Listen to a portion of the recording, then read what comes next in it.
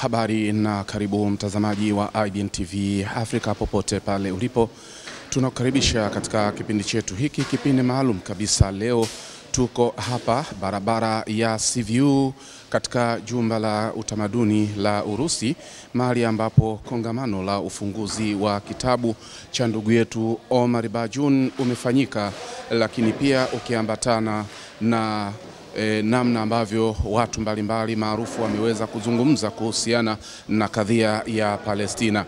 Nasi IBN TV Africa tulikuwa hapa na tumekuwa hapa na tumepiga kambi kwa ajili ya kuendelea kukuonyesha kile kitakachokuwa kinaendelea katika uzinduzi huu wa kitabu ambacho kimetungwa na ndugu yetu huyu Omar Bajun, kitabu ambacho kinahamasisha amani hususan Mashariki ya Kati, ikiwemo Palestina. Mimi ni Mujahid Rashid Mujahid ambaye nitakuwa naendelea kukujuza kwa yale yote ambayo yatakuwa yanaendelea hapa, na ndugu yangu Swala Juma nyuma ya kamera nitakuwa naye katika kipindi chote hiki. So here we have a timeline that we made, very short and a brief history about what happened in the Palestine. So our timeline started before the existence of Israel until the current time that we have today. Now, if you look at this first picture here, we have the picture that shows the Palestine, how it was before, from 1946 up to 2012, that is 2012. If you look at this timeline, you see this red part here is where the Palestinian people used it to live. This is the map before the existence of Israel. This was the map that was taken to show the Palestinian land. And the Israelis used it to live in these places that there is a white dot. This was the map of 1946 before United Nations decided to distribute the land of Palestine into two countries. Now, when it comes to 1947, when United Nations decided to distribute the land of Palestine into two countries, that is Palestine and Israel, now we can see how the structure of the Palestinian map it was. You see this part where this is Gaza of today, and the other part where it's called West Bank and other areas, they used to live Palestinians, and the white part here, it is the part where the Israelis used to live. Now, as the time goes on, the conflict between Palestinians and Israelis started to rise up, different kind of wars. You see, Palestinians did not agree what the United Nations decided for them. So there was a different conflict, different wars which were fighted between Palestinians and Israelis, and led to 1967. The Palestinians lost their land into this shape. You can see now the Israeli alienated a lot of the land from the Palestinian side, and the map became seen like this. Now, until 2012, still there are different wars. The war of 2006, the war of 2008, and other wars which were fought between Palestine and Israel, which led to the continuation of Palestinians to lose their land until the moment, which is the current time, the land of Palestine is seen like this. This small green part here, this is where Palestinian lives nowadays, and the white area, this is where Israeli alienated the land, occupied the land of Palestine, and now they want to, according to Benjamin Netanyahu, he said recently that in order to have a peaceful Middle East, there should be no Palestinian land at all. So this is how things it was. So our timeline here started to explain from the first phase before the existence of Israel. In 1882, there was establishment of the Zionist entity. In this first phase of history, from 1882 up to 1846, there was no country called Israel in the map of the world. There was no country called Israel. From 1882 up to 1946, there was no country called Israel in the map of the world. Now, how did it exist? I will take you through that history. From 1882, there was existence of the Zionism idea, whereby somebody called the Theodor Herzl, the Israeli used to call him the father of Zionism, came with the idea of creating a Jewish state. Now, this was an idea of only one single person came with an idea to create a Jewish state. Now, if you look at the history of Theodor Herzl, this man was Austria-Hungary. He was not an Israeli. His origin is from Austria-Hungary, and he was a journalist. So in 1896, he called for the creation of a Jewish state, which is now called Israel.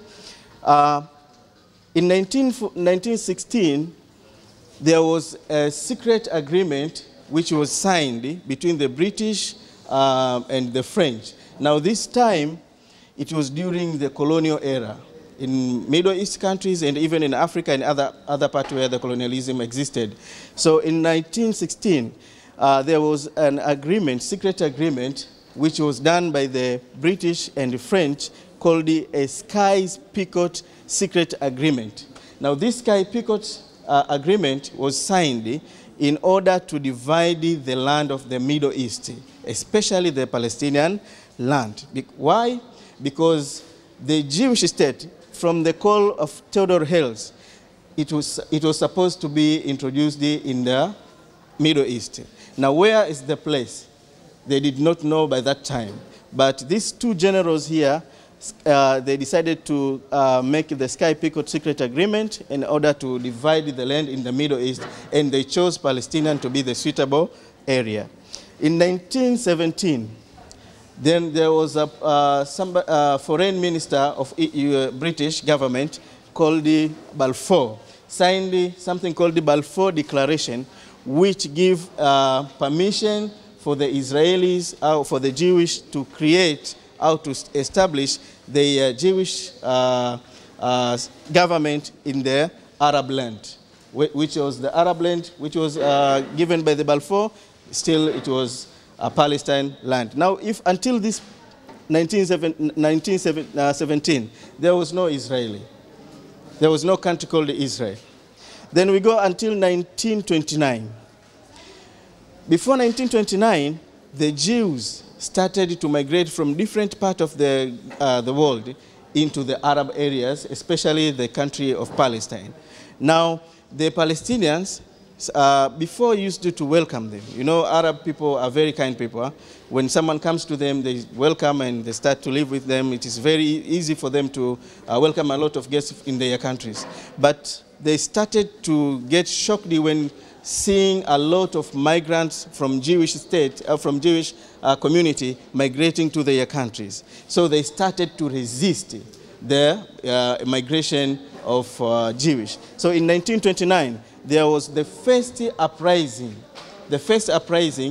to deny the coming or the migration of Jewish people into the Palestinian land, which was called the Al-Burak uprising, which took place in order to protest against the increase of Jewish immigration to Palestine. The second uprising, it was done in 1935, whereby there is one of the political leaders in Palestine during that time called Izz-ad-Din al-Qassam. Now, if you have heard, there is a brigade called the Al-Qassam Brigade. This came from somebody called Izz-ad-Din al-Qassam. In 1935, he made another uprising to continue going against the immigration of the Jewish people into the Palestine land. Until 1938, the Jewish people decided to create like a group of resistance against the Palestinians because there was a lot of uprising. So the Jews decided to create another group for them to continue to resist the uprising done by the Palestinians. So they created something called an Irgun group. This one was trained by the British people, and they used it to kill a lot of Palestinians who were against the uprising which were done by that time. Until 1942, there was a conference called the Zionist Conference, which was held in Baltimore Hotel in New York, which used it to solidify the relationship that we see until today gives a lot of power to the Jewish.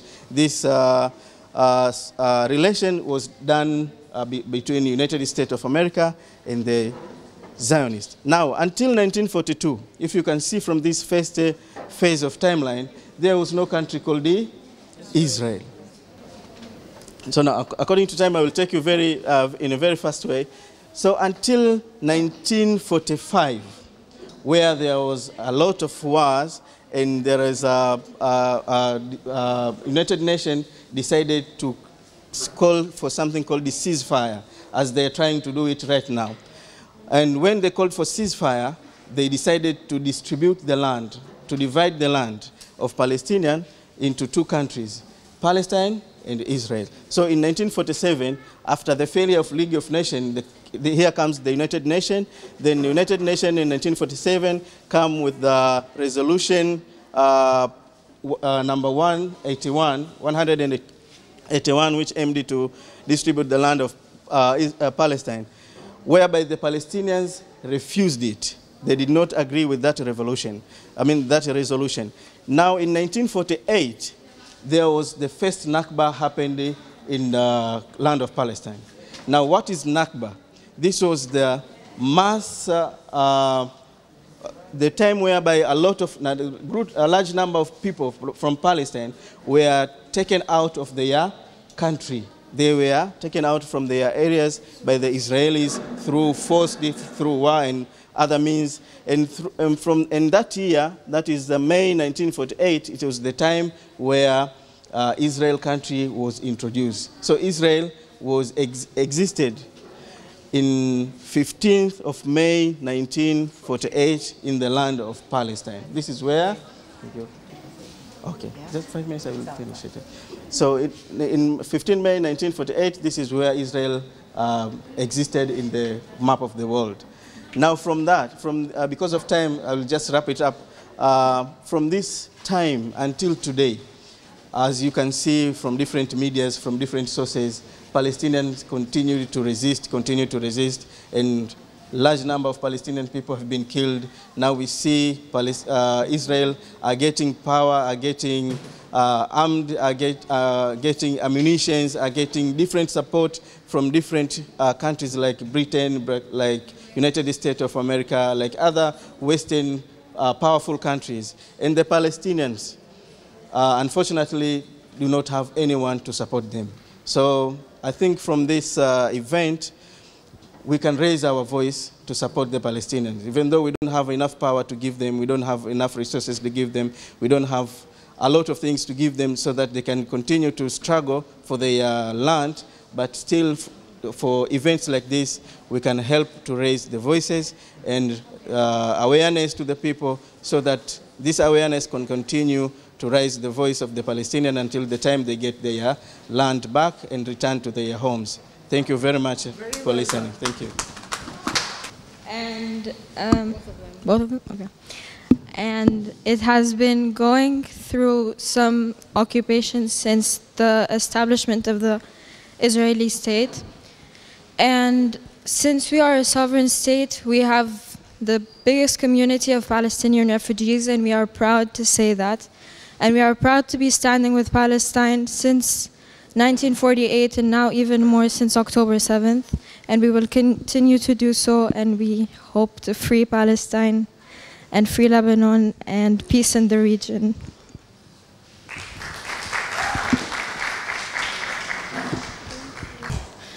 Thank you so much, Alia. Right, Alia. And I would also like to acknowledge the presence of Dada Emma Nyerere, humanitarian. And Assalamu alaikum, everybody, and good afternoon. My name is Rima. I'm also I'm an Australian Lebanese. I've been living in Tanzania now for 17 years because my husband is Tanzanian. And I can proudly and warmly call it home. And I think one of the most beautiful and inspiring things that I can see from today's attendance is that we all come here united particularly for a specific cause.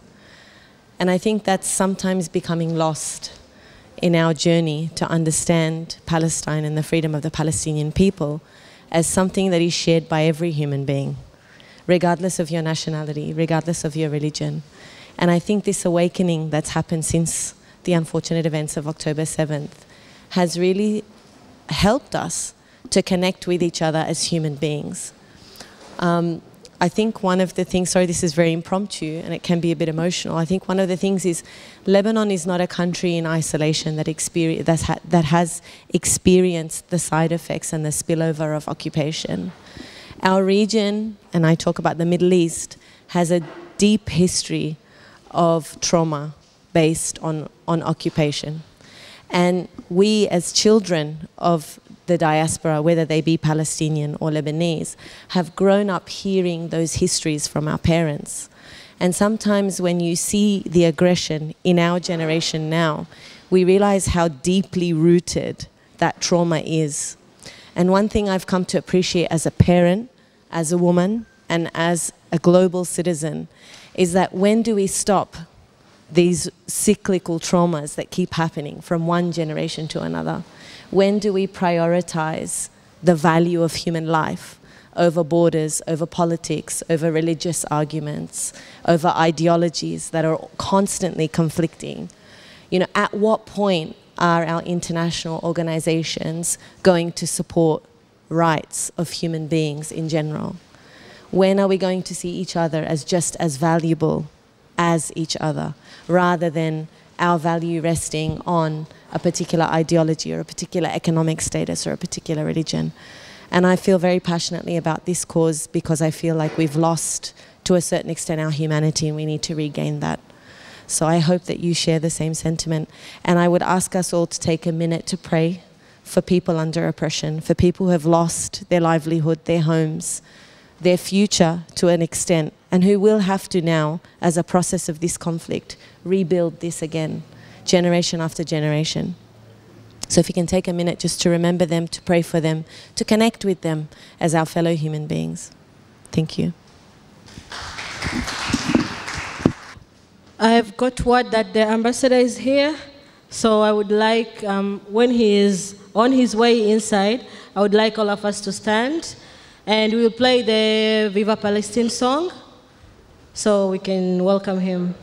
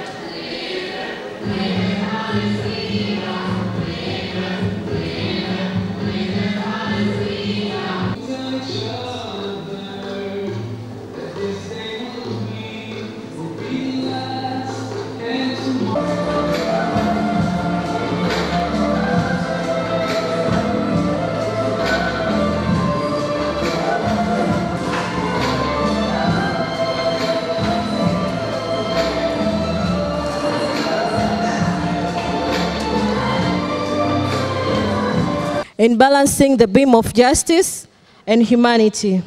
He's the global champion of peace and human rights and the founder of Friends of Palestine in Tanzania, becoming the first Tanzanian Gen Z to write a book and host an event for Palestine. Omari is also the founder of Kwetu Publishers, social enterprise that empowers young writers to develop their career in writing, literature, to preserve the history, culture, and wisdom. He is currently the Deputy Secretary General of the Tanzania Writers Association, a pioneer of writers, organization with over 45 years of existence in the country. He is holding the position of the youngest leader in the organization, and since the organization was established, Omari's effort did not go in vain, because he was noticed in the global forums and platforms. The international community announced Omari as the recipient of African Honorary Authors Award 2023, South Africa, WAOW Global Humanitarian Award 2023, India, Kwanzaa Unity Award 2022, USA, WLFPH International Ambassador of Peace Award honored by the World Literature Forum for Peace and Human Rights 2022, South Asia, Mulher Forte African Literature Award 2022, Botswana, Uni Awards 2023, Tanzania, and many, many others. Omari Bajun.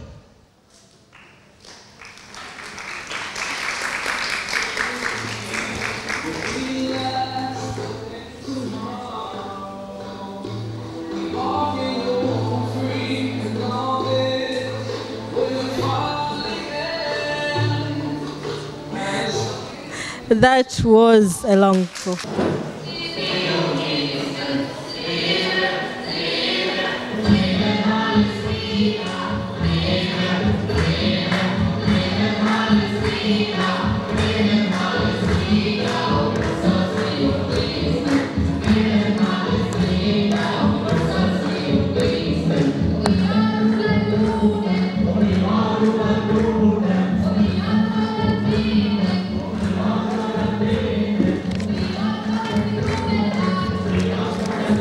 Kwa idhini yake Mola, niliosimama mbele yenu, naitwa Omari Bajun. Mimi ni mwandishi, mshairi, lakini pia ni balozi wa amani duniani na ni mwanaharakati wa haki za kibinadamu. Napenda kuwatambua wafuatao ambao wamejumuika nasi katika uzinduzi wangu wa kitabu leo hii, watu ambao ni muhimu zaidi waliofanikisha shughuli yetu hii ya leo kufikia hapa ilipofikia. Kwanza kabisa, nipende kuwashukuru endorsers wangu wa kitabu changu, waliotumia muda wao, akili yao, busara yao, hekima yao kunipokea kijana wao na kuifanyia kazi kitabu yangu. Nipende kumshukuru profesa wangu Isa Shivje.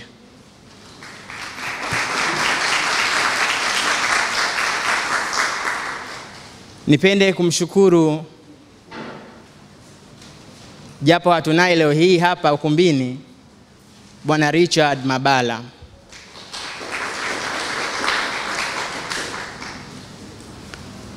Lakini pia nipende kumshukuru mtu wa tatu ambaye ni profesa wetu Karim Herji.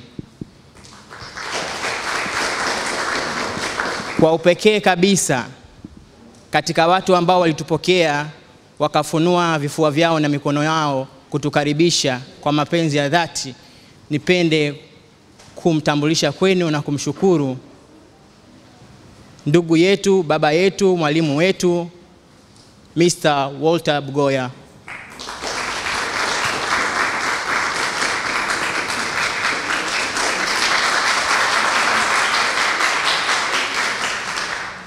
Nashukuru.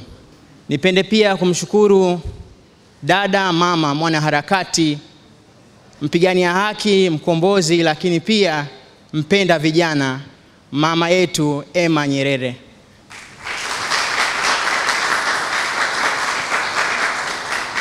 Nimshukuru kaka yangu Jumanne Mtambilike. Nimshukuru kaka yangu na ndugu yangu Hussein Wamaywa. Nimshukuru kaka yangu Menta ambaye aliniinspire kuandika kitabu hichi mwezi Oktoba, ambaye ndio historia ilipoanzia kitabu hichi, kaka Mwamwingila GP.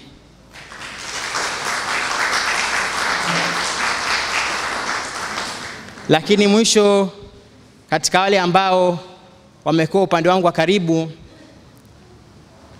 ni yeye Bi Fatma Alo. Ni miongoni mwa wale ambao wametusaidia sana. Nimshukuru bibi yangu, sijui kama kafika leo hii, Bi Aisha Sururu, kutokea Aisha Sururu Foundation au mwakilishi wake. Nimshukuru Profesa Abdul Sherif. Shukran sana. Nimshukuru pia Saida Yahya Othman. Nashukuru sana.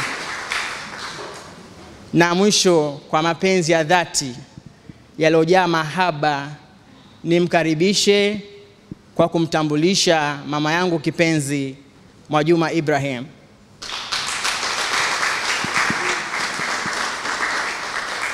Niwatambulishe pia wanafamilia wengine walioungana naye, Husna Bajun, pia mwanafamilia Salim Bajun, lakini pia nimtambulishe Sabra Numan Bajun.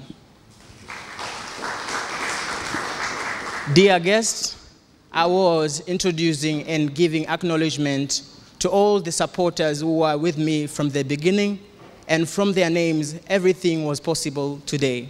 Thank you very much, and I would like the procedures to continue.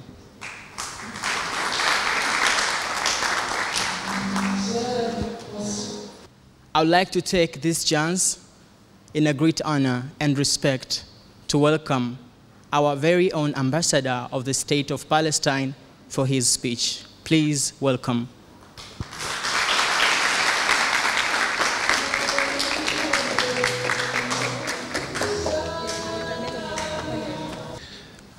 I will start. Bismillah ar-Rahman ar-Rahim. Wassalatu wassalamu ala Sayyidina Muhammad Rasulullah al-Amin. والصلاة والسلام على كل المرسلين ونشكر الله ونحمده أننا تمكنا أن نكون معا. So I will start with praising Allah subhanahu wa ta'ala to say Alhamdulillah before anything. And I want to say Alhamdulillah before I go with the normal procedure. Alhamdulillah that we managed to be all together here today. Alhamdulillah, after 1 year, we still managed to talk about Palestine.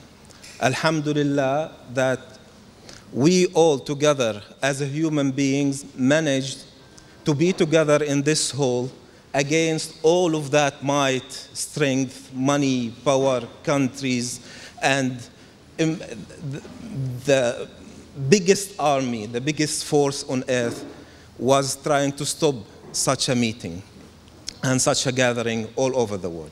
But alhamdulillah, humanity prevails. Alhamdulillah, we as a collective human beings managed to be here. So I will start by saying thank you all for being here. All protocol preserved.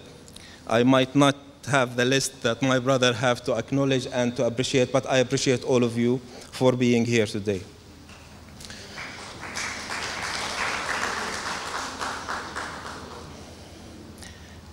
Yes, we can. Can't we? We can.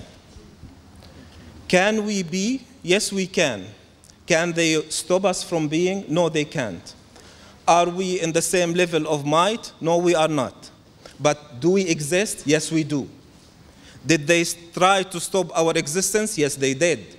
Did they put all of their effort? Yes, they did.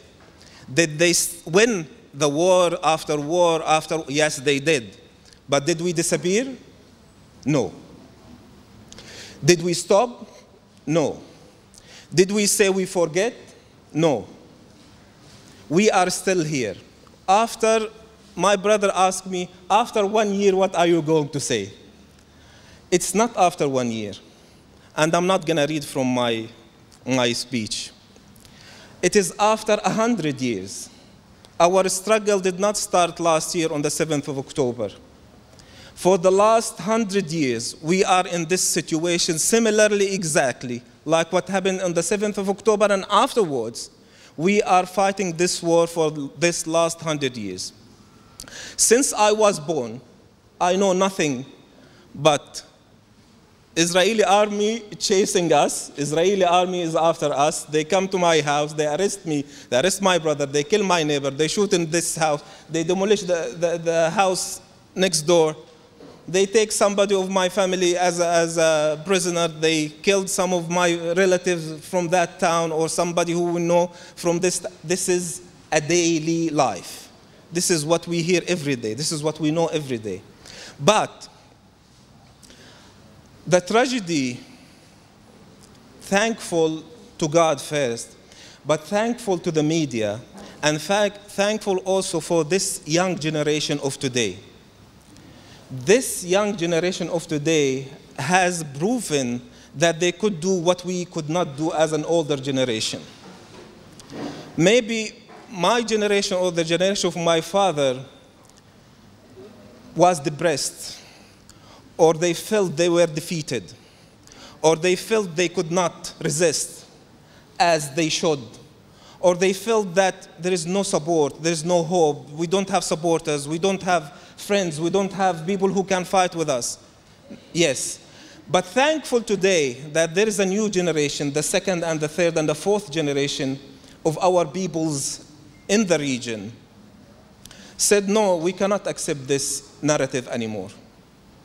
We want to know the truth, and this is what the 7th of October brought. This is the main victory that we could achieve and we could reach. The main victory we could manage and reach, not by our brilliance or by our effort or by our plan, no. It was the plan of others, the plan of professors, the plan of activists, the plan of poems and poets, and the plan of all of you together to say we want to know. We cannot take the narrative from one source. We cannot continue taking the narrative from the Americans and the West and Israel and its allies. We want to know what's happening. And if you know what's happening, then it's up to you. You can creatively make and manufacture a way to resist that or to stop it or to talk about it at least. And this is the victory. This is the victory that we are achieving. I do not want, and I'm not going to recognize that we are defeated. We are not defeated. After 100 years of fighting the mightiest power on earth, we should be evaporated if we were not resilient. Our friends should be evaporated if we were not resilient. You should have been evaporated in the sense of talking about it if you were not resilient. Why did you come here today? You are not Palestinians. You are not Arabs. You have nothing. None of your family has been hurt.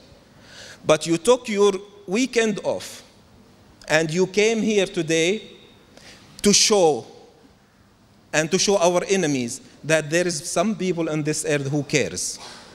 And that's the victory. All what they have tried to do, scientifically, professors, institutions, academics, universities, planners, Pentagon, this and that, and money spent on research to convince you not to talk about this issue. But you did not listen. All of this money wasted for nothing. All of this effort wasted for nothing. All of the paid media, all of the narrative that they are trying to push and to shovel in our ears for years and years continuously did not work. People like you know, imagine Israel realized that you are gathered here today. You know, they will feel defeated. That you have young people who know nothing about Palestine. Maybe they have never visited Palestine. They are coming here to say, oh, we feel in sympathy as a human being that this is not right and this is not just. All of their plans did not bring fruit. And this is victory. This is your victory before it's ours. We got our victory from the support you show us. The support we see from your faces, from your taking your time on the weekend to come here today. This is a victory for us. It is equal to bring a tank and to support the Palestinians. So thank you for that. And you should be praised for that. And you should tell yourselves that I am a good person, and I am a resistant, and I'm a strong person, and I can fight. You deserve it. Because you did. You did not only talk, you acted. And you should be praised for that. Thank you. Alhamdulillah.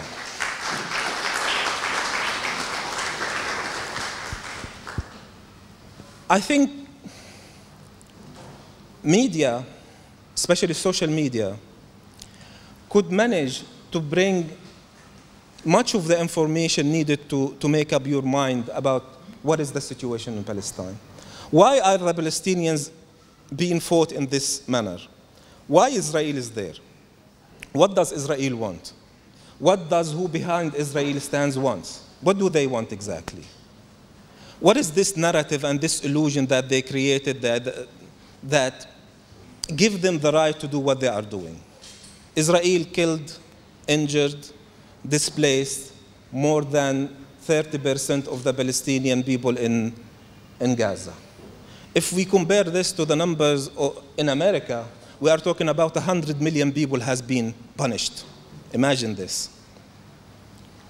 So why? What do they want? We had, through my discussion with many people, and I don't think you are among them, but I was always confronted by the argument or the narrative that the Israelis or the Jews were treated badly in Europe, and then they deserve to have a homeland. And this narrative, a professor or people educated will not accept it as is, as on the face value. Who created the problem of Palestine is not the Palestinian nor the Jews. Who created the problem of Palestine is the West. It's Europe. Europe did not want to have those Jewish, strange people who believe in something different than their narrative, and they are not welcome within their society. So we want to get rid of them as Europeans. These Jews who were not welcome in Europe, they have to go somewhere, especially under the Russian, Ukrainian, the kingdom of Khazar and all of that. They are not welcome. They don't want them. But I won't give them the credit that they solved the problem of a people. They used them for their own colonial, settler, controlling, dominating ambitions.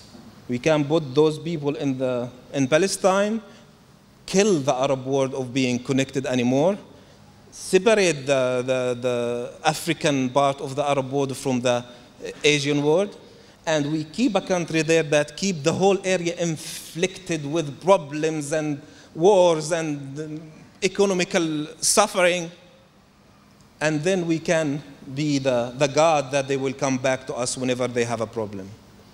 If Syria have a problem with Israel, the Syrians will come to us and the Israelis will come to us for us to solve the problem. If Israel has a problem with Egypt, Egypt and Israel will come to us for us to solve the problem. If Israel has a problem with Algeria, Algeria and Israel will come to us to solve the problem. But they have to pay for our services. As it was declared very clearly by Donald Trump, we protect you, you have to pay. This is the only president who showed the real intention of the Americans and the West. We protect you, and we make the problem for you, and we will solve the problem for you, and you will pay us for that. Plus benefits. Plus you have to listen to what we are saying. Plus you have to respect our opinion. Plus you don't have the right to be advanced. Plus you don't have the right to be military advanced, economically advanced, educationally advanced, technologically advanced. You don't have the right for all of that. We just protect you whenever we want. We change you whenever we want. And that's why this system worked for some time. Of course, one of the brothers asked me to talk about why does America support Israel? And what about the lobbies? And what about the Christian Zionism? Let's keep God out of this problem. God does not work in creating problems. God does not prefer, He does not prefer a race over the other. He does not prefer a country over the other. He doesn't prefer a color over the other. God is loving for all of His children and His creation. Let's get Him out of this image. Let's be brave enough to say He has nothing to do with this. It is an idea that we created for a purpose, a very ugly and selfish purpose, and then we put God on top of it so nobody can talk about it. It's a taboo. God promised this. How could God promise a land to some people, killing the other occupants? What kind of God is that? Our God that we know is merciful. Our God we know loves all of the creature, all of the people. Does not differentiate between His children or His creation. So let's leave God out of this topic. I can talk about the history of Zionist Christianity for 2 days. If you want to read it, I have it here. How it was created and why it was created and who's behind it and how it was illusioned and how it came to force. But God is much more greater, is much more goddess to come and talk about these small issues that we are fighting about today. It's all about greed. It's all about economical empowerment, and it's all about control. This is what they want. And that's how I prove. If Israel says that Palestine is the promised land, why they are attacking Lebanon? Is it also the promised land? They will attack Syria. Is it also the promised land? They will attack Iraq. Is it also the promised land? This week they will attack Iran. Also it's a promised land? So anything you want to take by force, you say God promised it to me, and then you take it? They cannot tell us this same narrative and let us be afraid of even discussing issues. You know, the Israeli narrative was built on phrases. They bring those super phrases that they use, and they keep repeating it until you believe in it. I will give you an example. I'm not going to talk about the promised land, but I will give you anti-Semitism. Who can tell us? Now, I have professors in front of me, universities in front of me. Who can explain what is anti-Semitism?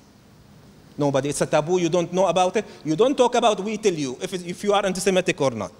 But I'm Semite. How could I be anti-Semitic? Well, I'm Semite. No. You don't understand this. It's not explainable. It is something that we know, but you have to believe in it, and you have to be terrified of it. If a Jew says, I am against Israel, self-hating Jew, this is another phrase. Every day you will, self-hating Jew. Who gave you the right to describe me and to judge me if I'm self-hating or not self-hating? Taboos. Promised land, taboos. You don't discuss. Terrorism. Taboo. Nobody knows what is terrorism. Who can tell us what is terrorism? Nobody knows. But you can be a terrorist or not if I want. We can go and attack you because you are a terrorist country, a terrorist regime. We can destroy you completely. But who decides, okay, if you do the same act that I am doing today, you attack me because I'm a terrorist. If you do the same terrorism, could we attack you? No, it applies only on you. So I think the younger generation of today should be able and should be courageous enough to think. You need only two things to control any people and anything on this world: fear and ignorance. If I keep you afraid and I keep you ignorant, I can control you. Because you have to come to me to tell me what to do. And I will tell you what to do, only because you cannot, because you are scared, you are afraid.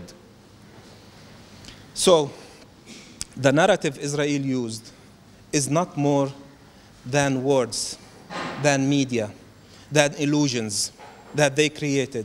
Unfortunately, many of us believed in those illusions. Many of us were afraid to confront these illusions. Many of us were ignorant about it. And that's how they controlled everything. Today, they want this area. Tomorrow, they will come and take any other area because the people don't know their rights. They don't know, do we have a right in that? Is this right or wrong? Because I'm an ignorant person. I cannot tell by myself. I need somebody to come and explain for me. This is the danger that allowed the prolonging of this war. If we managed before to reach this level of knowledge, although it is, I think we would have not suffered for so long. The last thing I would say, do we have a choice? Definitely we have a choice. The sole reason and the only reason that we existed on this earth, that God gave us this power to be on this earth and not to be animals or mountains or trees, is that we have a choice. We have a choice to tell God, we obey you or we disobey you. For how about what we face every day? The only difference between a human being and a non-human being is the ability of that human being of making the decision, of having a choice. Again, you choose today to come here because you are a human being. You absorbed what is happening, you process it according to your beliefs and your education and your knowledge and your beliefs, and you make a decision today. In Palestine, we made a decision. Palestine is our land. We will fight until the last day that we could.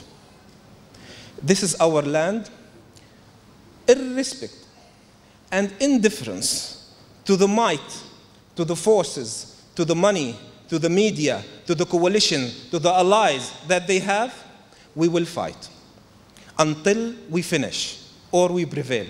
And in both cases, we will win. So,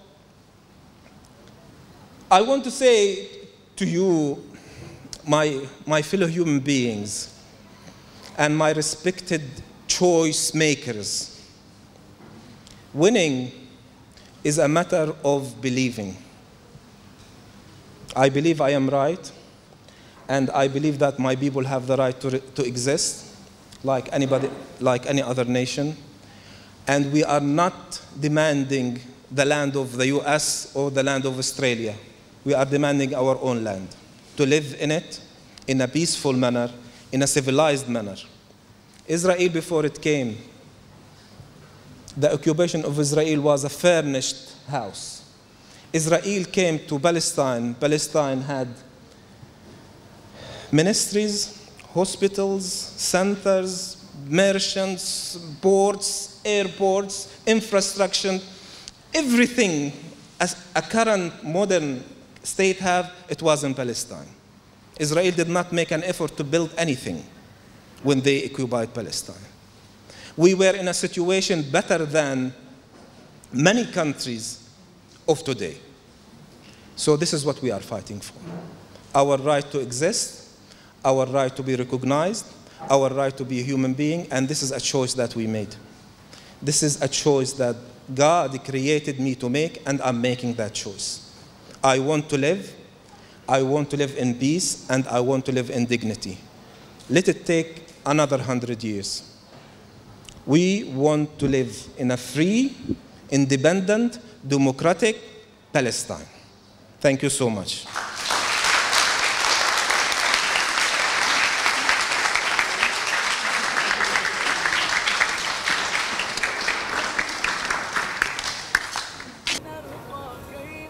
Thank you so much, the ambassador. If there is anyone who have any question to the ambassador, please. Any question? Or who needs clarity?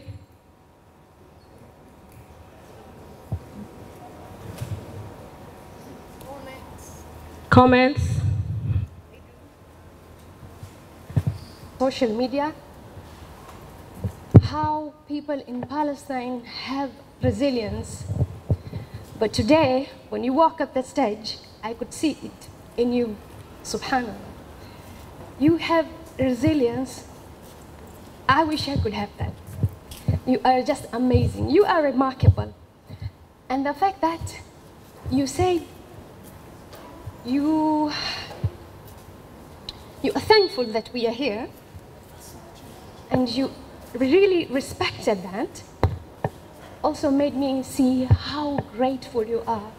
And that is why Palestine will always win, because they are always grateful and they are always full of resilience.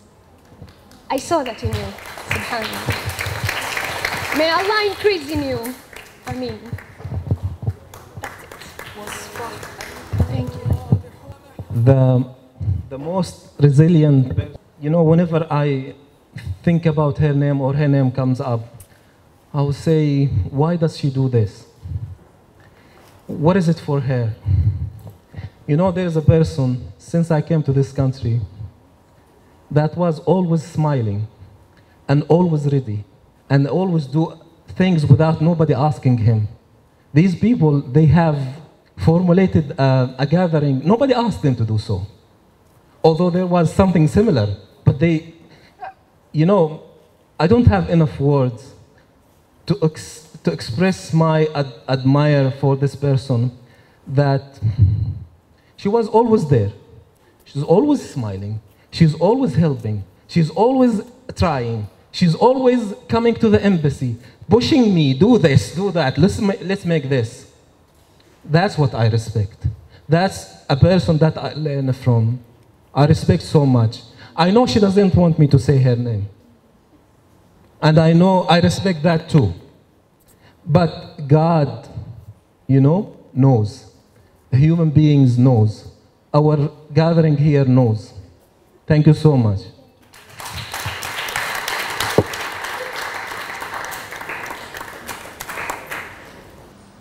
Ambassador, please, would you say Iran for Palestine and Lebanon and Congo and all the countries? Here.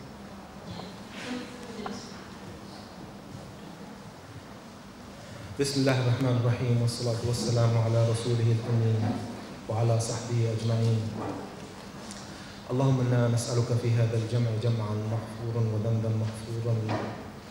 اللهم إنا نسألك العفو والعافية والمعافاة الدائمة لنا ولأهلنا ولأهل الحاضرين ولتنزانيا ومن فيها. اللهم إنا نسألك أن تكفينا إسرائيل بما شئت وكيفما شئت، إنك على كل شيء قدير. اللهم إنك أنت المقدم والمؤخر والأول والآخر والظاهر والباطن، وأنت على كل شيء قدير. إنا نسألك نصرك إنك وعدتنا إن تنصروا الله ينصركم ويثبت أقدامكم ونرى أنك سبحانك وتعالى قد ثبتت أقدامنا فانصرنا على القوم الظالمين والحمد لله رب العالمين. بسم الله الرحمن الرحيم الحمد لله رب العالمين. Ewe Mwenyezi Mungu muumba mbingu na ardhi, mmiliki wa jua na mwezi, tunakuomba wasaidie ndugu zetu wa Palestina kwa yale wanayoyapata na madhila ambao wanayaingia, watoto, wakina mama ambao wanateseka waliomo katika nchi ya Palestina. Ewe Mwenyezi Mungu mwenye huruma na mwenye kupenda amani, na moja katika jina lako ni amani.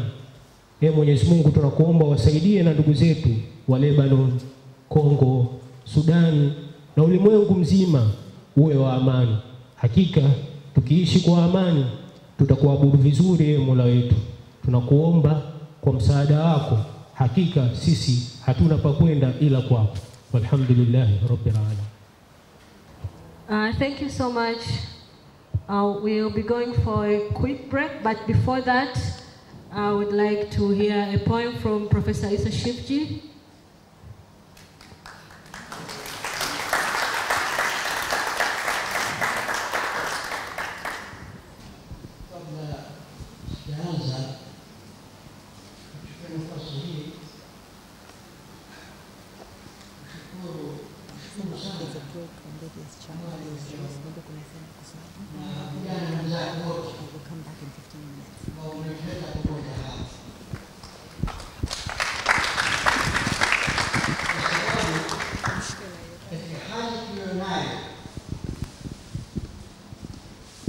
Leo hii katika nchi hii nafikiri tukio kama hili linahitaji ujasiri, na hao vijana wamekuwa na ujasiri.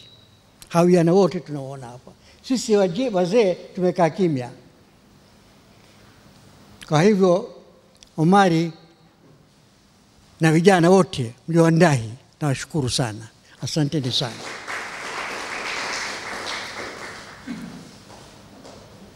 Brother Ambassador made a very inspiring speech. What you said, you can kill human beings, and you can count in numbers, but you cannot kill humanity. And I think the greatest victory of the Palestinian resistance has been to awaken the whole humanity, all over the globe, all over the globe. Today, the Zionist state is a pariah state. Which human being can respect a murderous, killer, genocidal regime? That's what has happened. Humanity has been awakened. And I think there cannot be greater victory than that. Kwa hivyo, asante sana, Mheshimiwa. Bila kupoteza muda, just one or two things that I have jotted down. To start with, this was written when, there are moments of despair. When you watch these things in front of your eyes, obviously, for individual moments of despair. Forgive me, my child. Tears have dried up. Feelings are frozen. I don't know what to do. I don't know where to complain. Humanity has evaporated. Dignity has been buried. Brutality has taken over. Imperialist Zionism has gone mad. Forgive me, my child of Palestine. I'm unable to say, Inna lillahi. This will be in Swahili, and I will not translate it. Naishi katika nchi huru. Naishi katika nchi huru. Nina uhuru wa kubeba bendera za amani. Bendera ya Marekani na Uzayuni.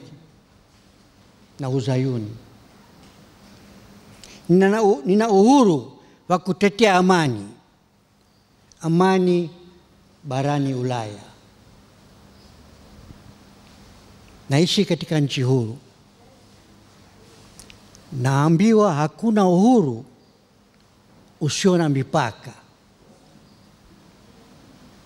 Mpaka wa uhuru wangu ni kuto kubeba bendera ya Palestina.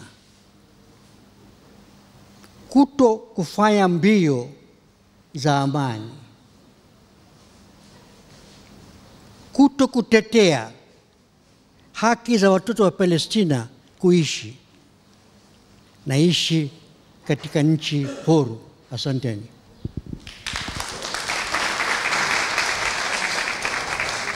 Then we have like a drama which will give us a message.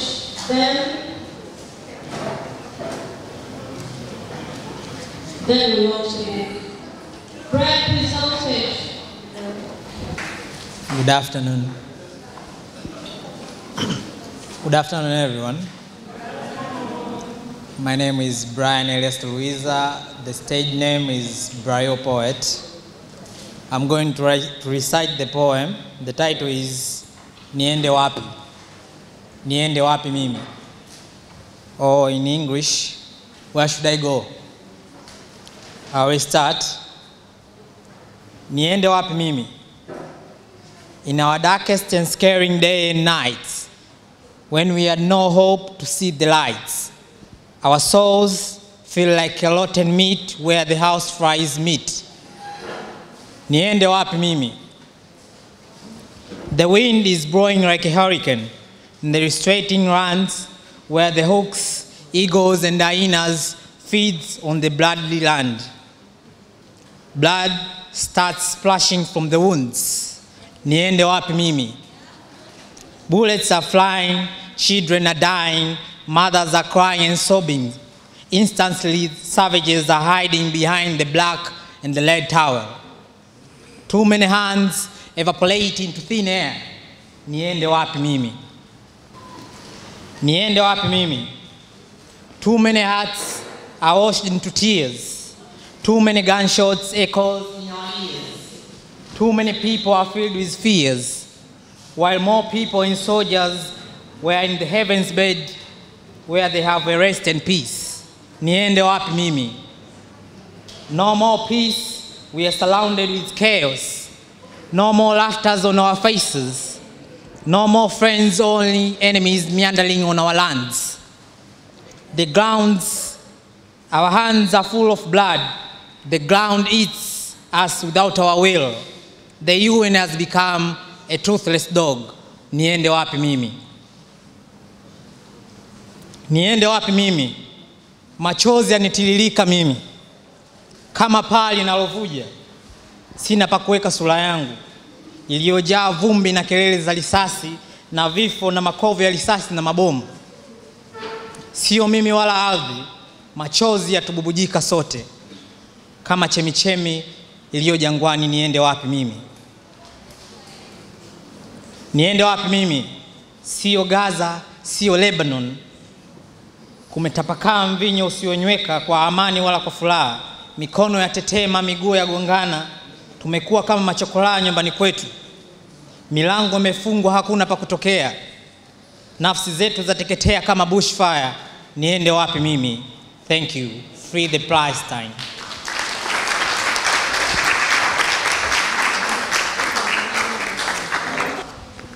Thank you so much, Brian. That was heartwarming. I would like to call upon stage Omar for the book launch. Can you give some applause, please?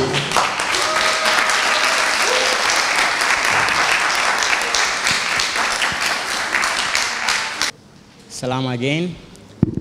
Before doing a book launch, I have one poem, of which it is part of the poems that are found within the book. So I'd like to give this one poem, and then we go for the book launch. The poem is the poem number 1. It's my favorite poem. It's called, and I've been performing this poem in different platforms here, like in Sidea and several platforms, wherever they are Palestinian or not, I've been performing. I know I've been struggling people a lot, but I don't care. I just perform, I do speak the truth. So the poem goes like this. The nose and the dust, the mouth that can't close. The warm body is froze under the rubbles. They killed my dad and my mom. They killed my cat, Hisham. They bombed my books and classroom. They stole and burnt my land. They say a chosen land, a chosen nation. Does God justify all these violations, striking the innocents and cleansing their generations? The genocide, the land right, the blockades and massacre? Waswahili wenzangu, hayanihusu Mtanzania mimi, ila nakaa najiuliza. Yanayofanyika ni mengi, nani wa kupaza sauti? Damu zao za churuza, kitandani hapalaliki, heri ya wewe Mtanzania mwenzangu unailala. Where is humanity with humans with sense? Where is democracy that we always embrace? Where is the human rights activists and feminists?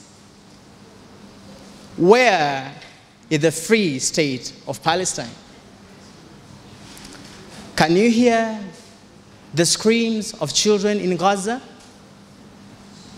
Can you hear the screams of women in Gaza? Are they not human? Do God allow this to happen? I dream of the free state of Palestine, a dream of freedom against occupation, a dream of democracy against violation, a dream of the dead who will rise as seeds on their own nation.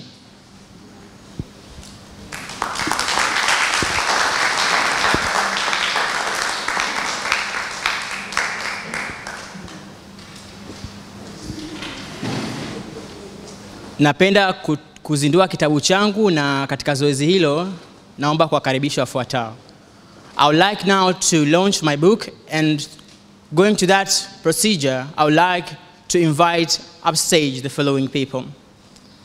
Dear Honorable Ambassador of the State of Palestine,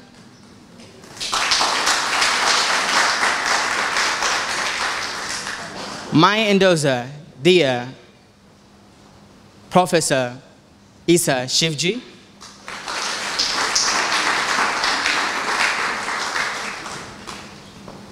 my mentor and father, dear Walter Goya,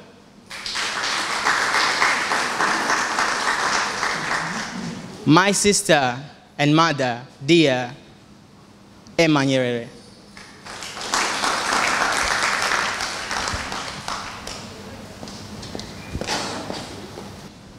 Everyone is suspense. I know this was the moment that you were all looking forward for. And I will count to 3. 1. Hope it counts, guys. 2. 3. I haven't said that. Fine. Surprise!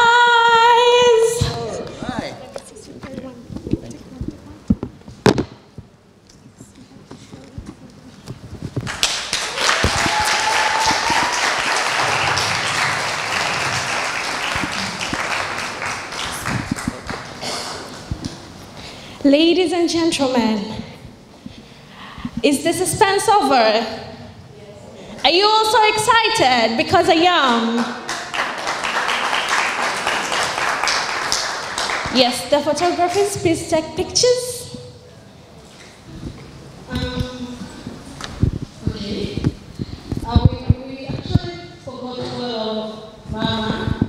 Say their hand. Welcome to on stage. And hello. We have the pictures and for the book.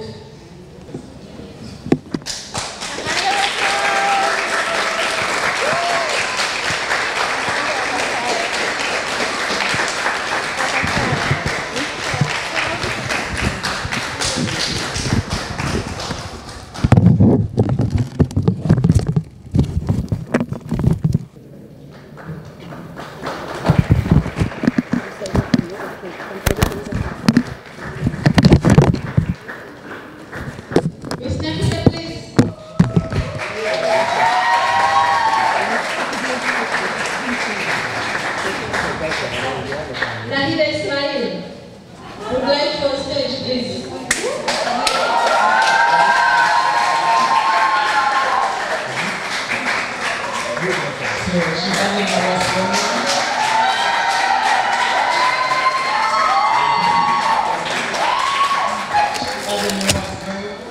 But this is special for her.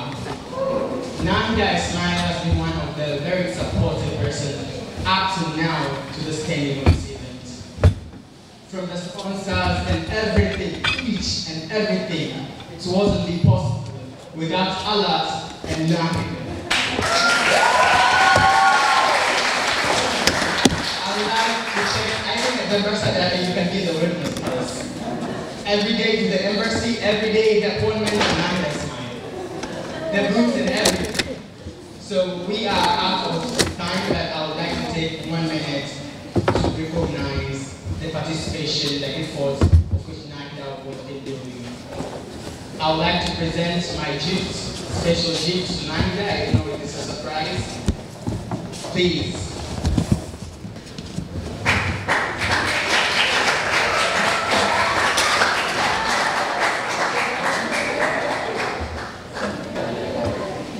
Okay, so you can show it to the audience, please. Assalamu alaikum. We actually thought of something to give to Miss Nahida. We know words can't be enough, but this, I think it fits well on your veranda or your bedroom.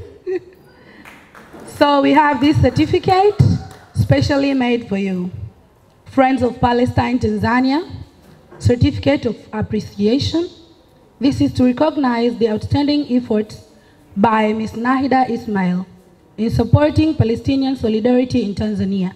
Hence, the accomplishment of the first Tanzanian poetry book launch for Palestine.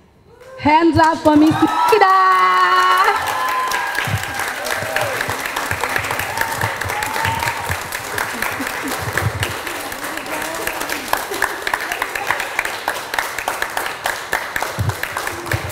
Thank you so much.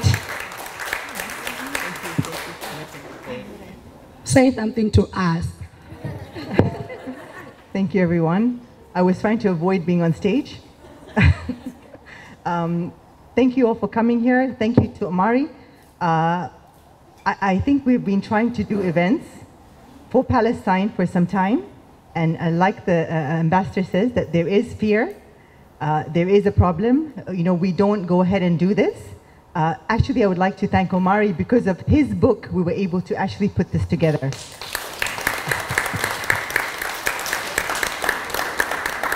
And I think that the hope that we have and the belief that we have that Palestine will be free, it is something we believe in. We don't think it will be, but we believe it will be. So I think that we also have to, you know, try to raise our voices, do whatever little we can. And yes, sometimes we don't always get the support we want, but in whatever little way we can, and even if it's with a prayer, even if it's with writing a poetry book, whatever little way we can do, we should do it. So thank you all. Shukran, jazakumullah khair.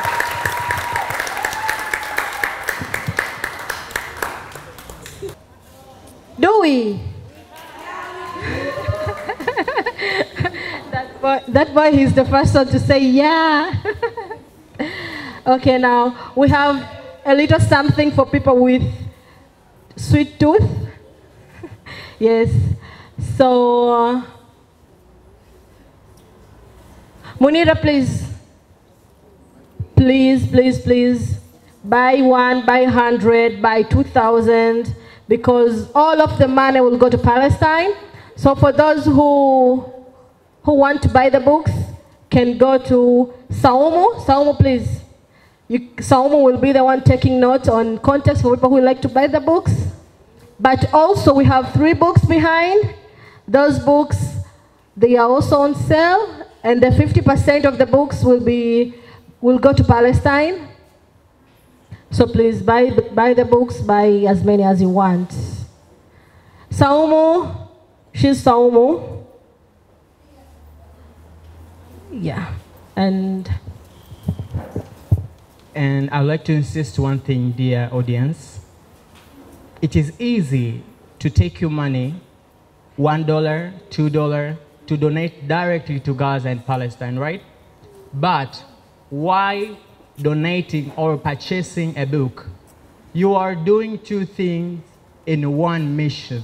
First, to donate directly to Gaza, and second, to support. Do you remember what Ambassador said about the ignorance? So we want to demolish the ignorance, and we raise knowledge, we raise awareness through this book. So when you purchase this book, all the profit, 100% of the profit, it goes to Gaza. And at the same time, the books will be going to the libraries, will be going to the universities, book clubs, and all that will have some knowledge. Thank you.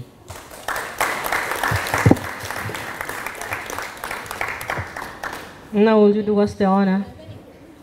Please cut the cake for us. Yes.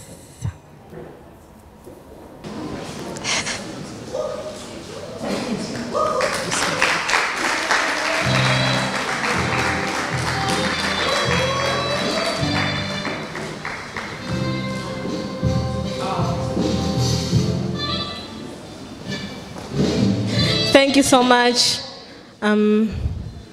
Please come and take this cake and cut it into pieces. Make sure everyone gets.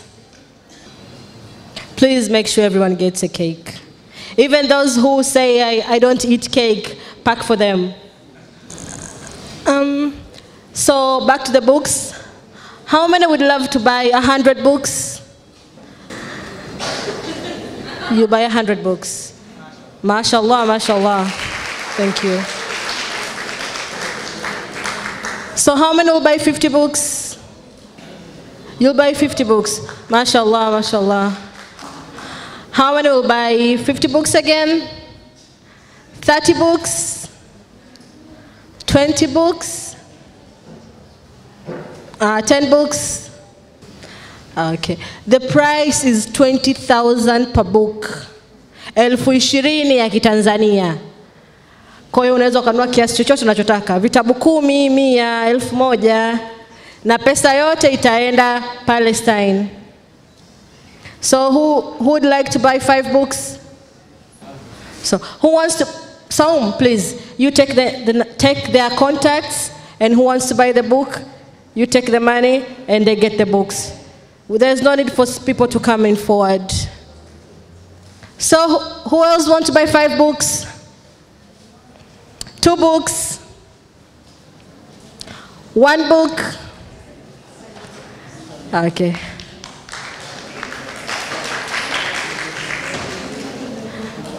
So Saum, please go. I don't think if you have seen all of them, but you can pass in every row and ask. Thank you so much. Thank you all. So we would like to have something to refresh. Brighton.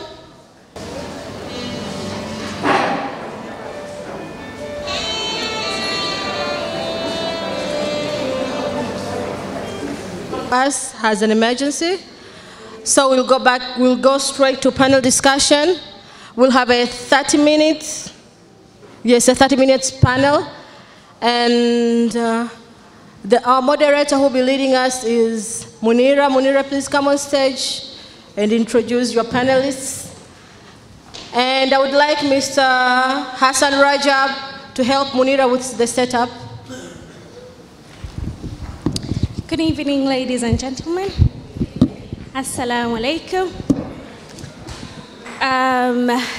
I'm sure it has been a long day, though we've started this afternoon. But I know it's very meaningful for us to be gathered here because it's not for us, actually. It's for all humankind. So my names are Munira Surve.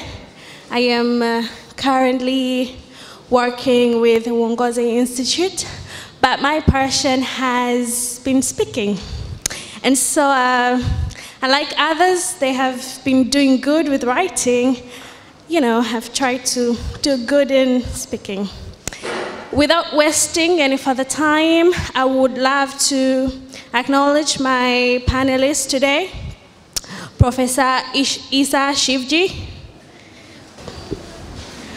Ms. Emma Nyerere, and Professor Walter Bugoja. I understand that these are very important people, not only in this event today, but they have been very important people towards the community. Really, what brought us today is discussing the book that Mr. Omar Bajun has written in relations to Palestine. And now, without wasting any time, I would love to welcome Mr. Omar to give us the reasons why exactly did you choose to write this book and not, about Palestine and not any other countries, to be specific. And give us a small, simple introduction in 2 minutes, because I'm not sure if everyone down there really understand what you do. Welcome. Thank you once again. My name is Omari Bajun. I am an author of the book, but also I am a poet. I am an ambassador of peace and an activist of human rights. The reason why I chose to write about Palestine is a reason for freedom. We get the aspirations from Mwalimu Nyerere, Nelson Mandela, when it came about apartheid and freedom. So we have a lot of crises around the world, like the wars, the civil wars, see? But this cause or this matter is very different from others. And that's why I chose to give it the priority. I always perform my poems on stages, different stages, inside the country and outside the country, all about the genocide in Congo, Sudan, and other countries. I speak all of, but why I chose to write a book about Palestine. This matter is about freedom and apartheid, the illegal occupation and settler colony, of which I thought maybe we should leave the philosophy of Mwalimu Nyerere and Mandela, because they are not here now, they are not here today, but I'm hoping they will want to see or to hear that the generation they left behind, they proceed with what they have left. Going against apartheid, going against illegal occupation, going against settler colony, of which we are the victims too of the colony, settlers colony. We have a lot on table when we talk about Palestine, but in short summary, I chose to write about Palestine because it is the fact of freedom, justice, humanity, and writing against apartheid and illegal occupation, settler colony, and Lord, the genocide itself. It goes now in equivalent with Hiroshima and Nagasaki. We are reading, the Gen Z, we are reading from schools how Hiroshima and Nagasaki took place. We saw the impact from the books we just read, but today we see it from the screens of our phones. So I thought maybe this was the reason to write and to speak about Palestine. Thank you so much, Mr. Omar. That was so thoughtful, and actually few of us as youth have never thought of doing it before, but God bless you. So moving on to Miss Emma, we are very honored to have you. I have heard about you in social medias, but I want the audience to understand who are you in specific, what do you do, and most especially why this book launch has touched you in a different eye. Welcome.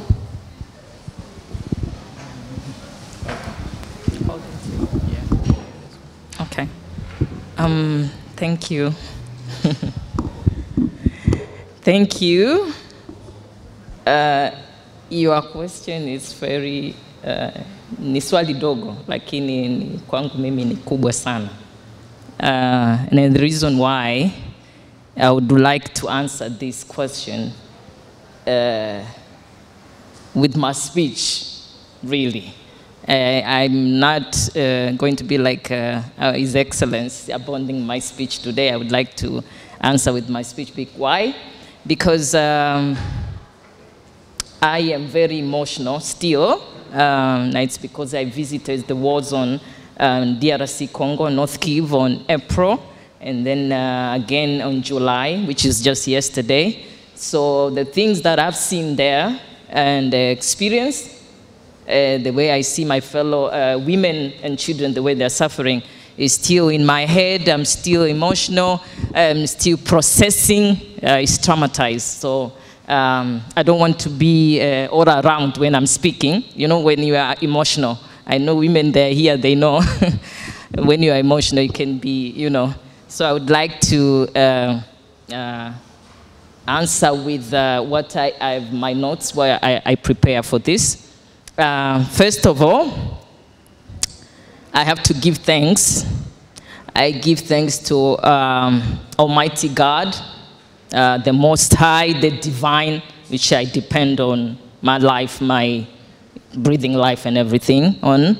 But also I have to give thanks to our ancestors. I know they're with me, in me. So, and everybody who dared to come here, like the way Professor Shivji said that this is daring, you know. In the world we are living today, probably we are even the Israelis, they're here, and you are here. So I thank you for being part of it. I give thanks.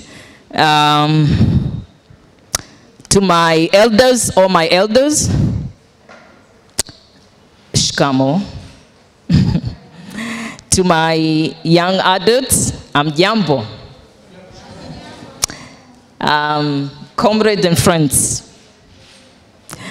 First, let me say that I am not a poet, like my brother Omar. I'm not a poet. And the speeches that I am often asked to deliver in various occasions, I'm not sure they qualify as outstanding enough to be of the same artistic value. But you can be sure that I often have something I want to say, something my heart and my soul are burning to say, and all I do is let my spirit and my heart speak what I feel it needs to be said. I certainly have something I wish to say about the plight of grieving Palestinian survivors of the genocide onslaught that is being waged against them by the Zionist settler colonial state of Israel. What Palestinians are going through today reminds me of Africans, of us Africans, what we went through, what our forefathers and our foremothers went through. from being caught and sold like lifeless merchandise during the Atlantic slave era. And even on this, I'm also still emotional, because last week I was just in Accra, Ghana, visiting the Cape Coast. If anybody knows the Cape Coast, where our forefathers and our mothers were kept in the dungeons so that to be ready to be sold in Europe. It was very emotional. I was very furious, actually. It was more than just being emotional. What Palestinians are going through, I repeat, today, reminds me of us as Africans, what we went through, what our forefathers went through. From being caught and sold like lifeless merchandise during the Atlantic slave era, through colonial rubber plantations, slavery in Congo, and under the leadership of King Leopold of Belgium, all the way to the brutal oppression of all those who could not qualify as honorary whites during era of apartheid, South Africa. Comrades and friends, to guide me in saying what my heart and soul are burning to say right now about the equally brutal apartheid settler colonialist regime of Israel, the organizers of this book, especially Omari, asked me to organize any contribution of this panel that we are here in today around the following questions, and I will speak on them. First is the question, why is it important for poets who are not involved in the conflict to raise their voices about Palestine? And why even Omari, why is it important for him to raise the voices about Palestine? And second, why Palestine and not other conflicts in the world? And third, what more can be done to raise awareness of the apartheid Zionist state and the oppression of the Palestinians? And fourth, some people claim that to write such poems in support of Palestine is anti-Semitic. What would my comments be on this? Comrades and friends, in responding to these questions, please allow me to begin by quoting the African-American poet. Like I said, I am not a poet, so I had to read. African-American poet Langston Hughes, who painted a vivid picture of the misery of African-American people in the United States during the 1930s, with all economic woes that they faced, as well as the racist policies and practices that deviled their lives, using a poem, of which one extract below is a good part. I quote, "What happens to a dream differ? What happens to a dream differ? Does it dry up like a raisin in the sun? Or fester like a sore and then run? Does it stink like rotten meat? Or crust and sugar over like a syrup sweet? Maybe it just sags like a heavy load, and does it explode?" Comrades and friends, I said I'm not a poet, but I know that the above is an extract from a poem. I may not be a good cook, but I know what a well-cooked meal tastes like. The use of the sentence fragments that are strung together in a certain repeated manner that in turn creates a song, like a rhythm, Tell your ear that this is poetry and not prose. Add to this the use of words that capture the deep emotions of the speaker or a writer.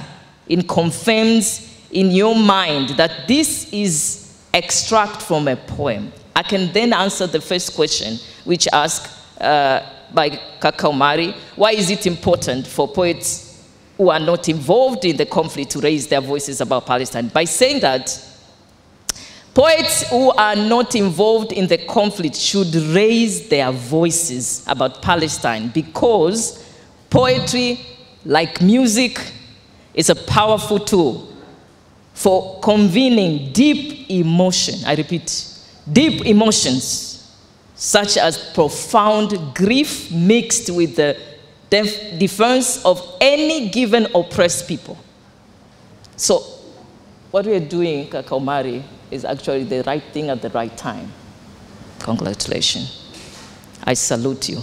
Comrades and friends, yes, if one is a poet and feels empathy for oppressed people everywhere, anywhere and everywhere, one's conscience compels you to write a poem that raises one's voice against what fellow human beings are going through. Remember that a poem, like a song, is a powerful tool in raising one's voice against atrocity being committed against a relative or a neighbor. You do not have to be a Palestinian to feel the grief that Palestinians are experiencing. You don't have to. A poem like a song can easily prick the conscience of anyone who heart and soul still has some life. Anyone who heart and soul still has some life. The poem extract by Langston Hughes above was about the plight mixed with defense and aggrieved African Americans in the United States of America in 1930s, like I say. But the emotions in the poem extract arouses in the reader today in 2024. He did to me when I was reading the whole week. Reminds one of the plight mixed with the defense of aggrieved Palestinians in the Palestine and the Middle East in general today. Comrades and friends, Palestinians are human beings like everyone else, and they have noble dreams of peace and prosperity for all. And these dreams, are they being defied by bombs and bulldozer? Langston Hughes poses a question that echoes the emotion of intense grief mixed with the defense of aggrieved Palestinians in the Palestine and the Middle East in general today. I quote again, what happens to a dream differ? Does it dry up like a rising in the sun, or fester like a sore and then run? Does it stink like a rotten meat, or crust and sugar over like a syrup sweet? Maybe it just sags like a heavy load, or does it explode? Comrades and friends, flash forward to today, and you read this poem extract from a poem by Rafi Zaida, titled We Teach Life, Sir. Read the extract and you will agree with me that poems are a powerful tool for convening the emotions of intense grief mixed with defense of aggrieved Palestinians in the Palestine and the Middle East. I quote Zaida, my fellow woman, and I recount 100 dead, 1,000 dead. And I recount 100 dead and 1,000 dead. Is anyone out there? Is anyone out there? Will anyone listen? I wish I could wail over their bodies. I wish I could just land barefoot in every refugee camp and hold every child. I wish I could just run barefoot in every refugee camp and hold every child, cover their ears so they wouldn't have to hear the sound of bombing for the rest of their life the way I do. Today, my body was a TV massacre. And let me just tell you, there is nothing UN resolution have ever done about this. Nothing. And no sound bite I came up with, no matter how good my English gets, no sound bite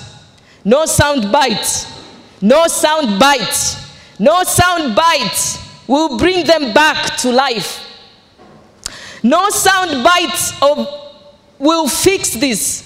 We teach life, sir. We teach life, sir.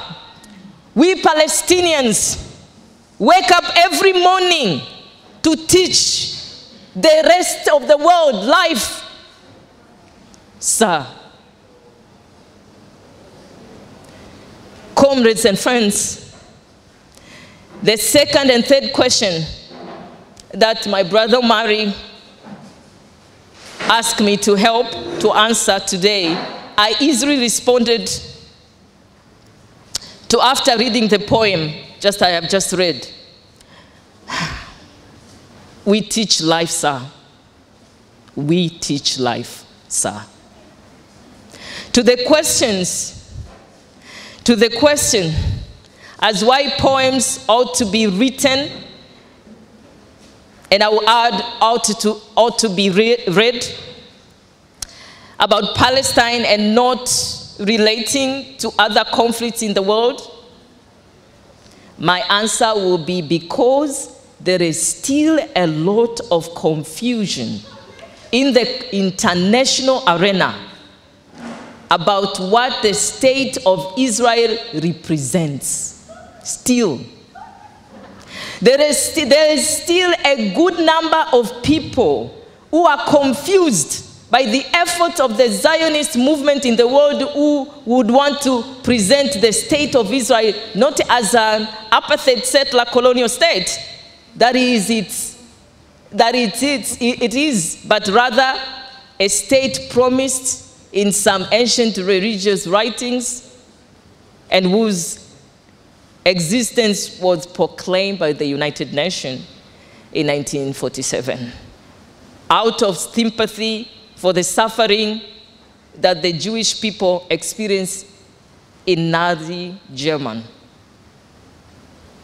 I always wonder about this, because if it's because of that, Africans, we've been suffering, and we still are.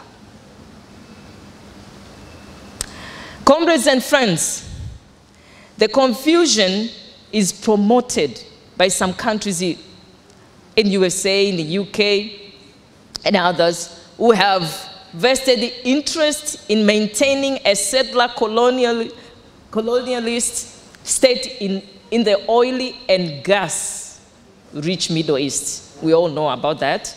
These Western countries promoted similar confusion about apartheid South Africa, although on the 6th November 1962, I read, the United Nations General Assembly passed Resolution 1761, a non-binding resolution condemning South African apartheid policies, establishing the United Nations special committee against apartheid and calling for imposing economic and other sanctions on South Africa. They did it.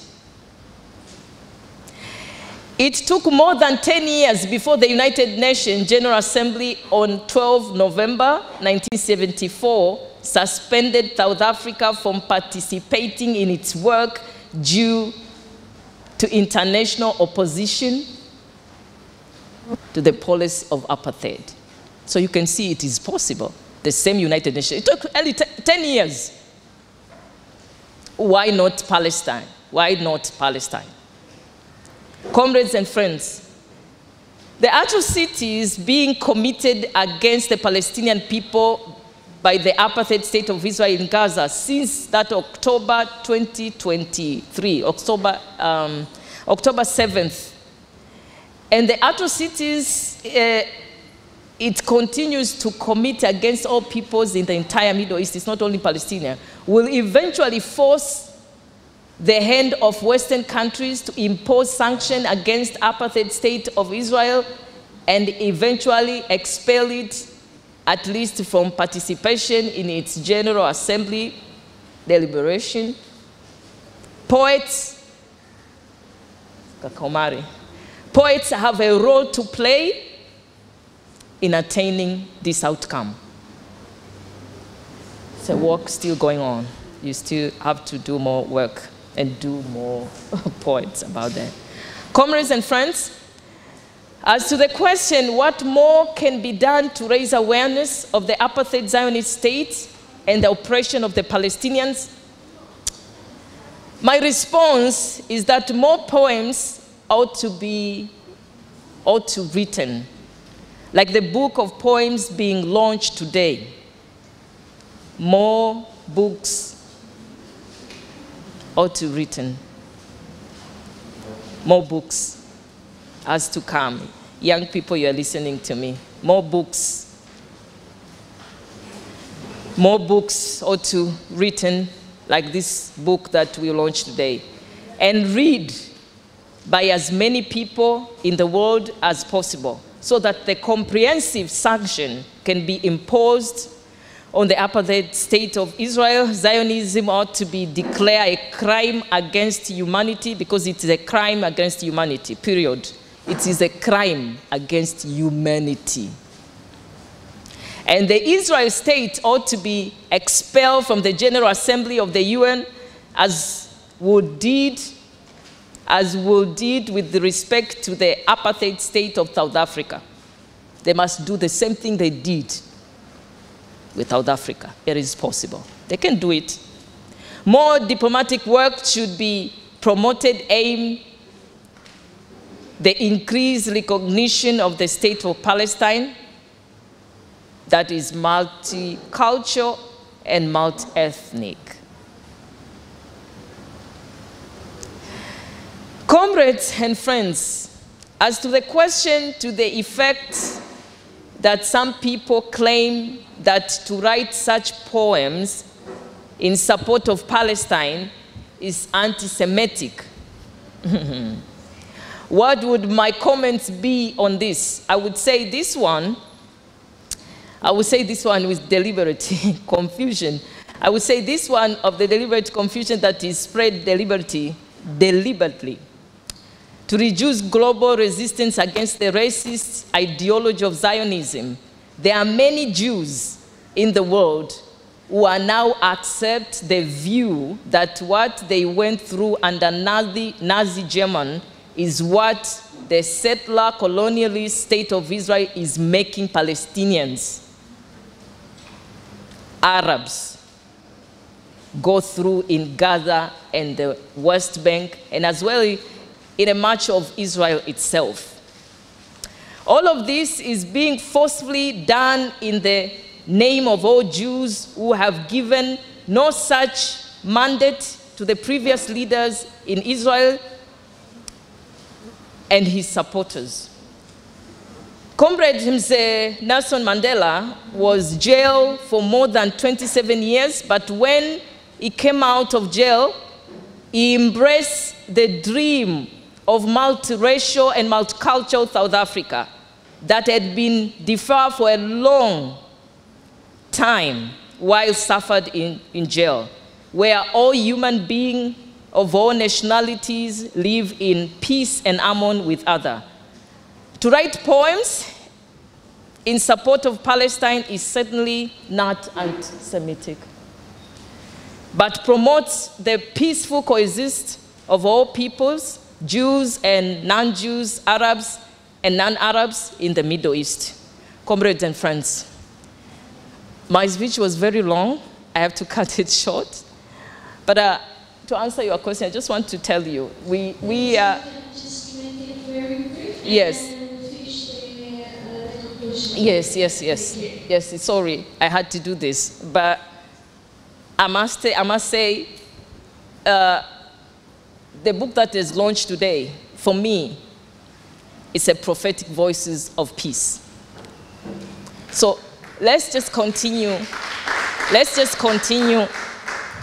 Hear this prophetic voice of peace and many voices which are coming, and they have to come because of this open door that we open today.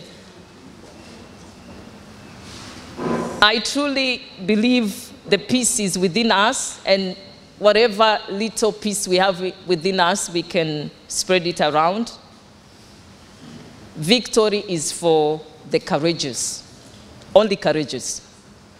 Victory is for courageous. We must continue to do this and free Palestine, and now, not tomorrow. I hear the song was saying Palestine will be free tomorrow. It's tonight, it's now. Every day I wake up in the morning and I say that they will be free today, now, just like the people in Congo and all other countries which are conflict and the people who are oppressed. The victory is today. We have hope. I thank you. Thank you so much. That was very sensational, and thank you so much, Sewa, for a very powerful speech. Now, without wasting further time, we would like to pass the mic to the Walter. I know the Walter, you have been in this industry for quite a while right now. So we as young people, we would like you to share the experience on how has it been, in the academic system, academic industry, and how can arts be used to vocalize for justice and peace and change, not within Africa, not in Palestine, but in all those countries that are no longer in peace.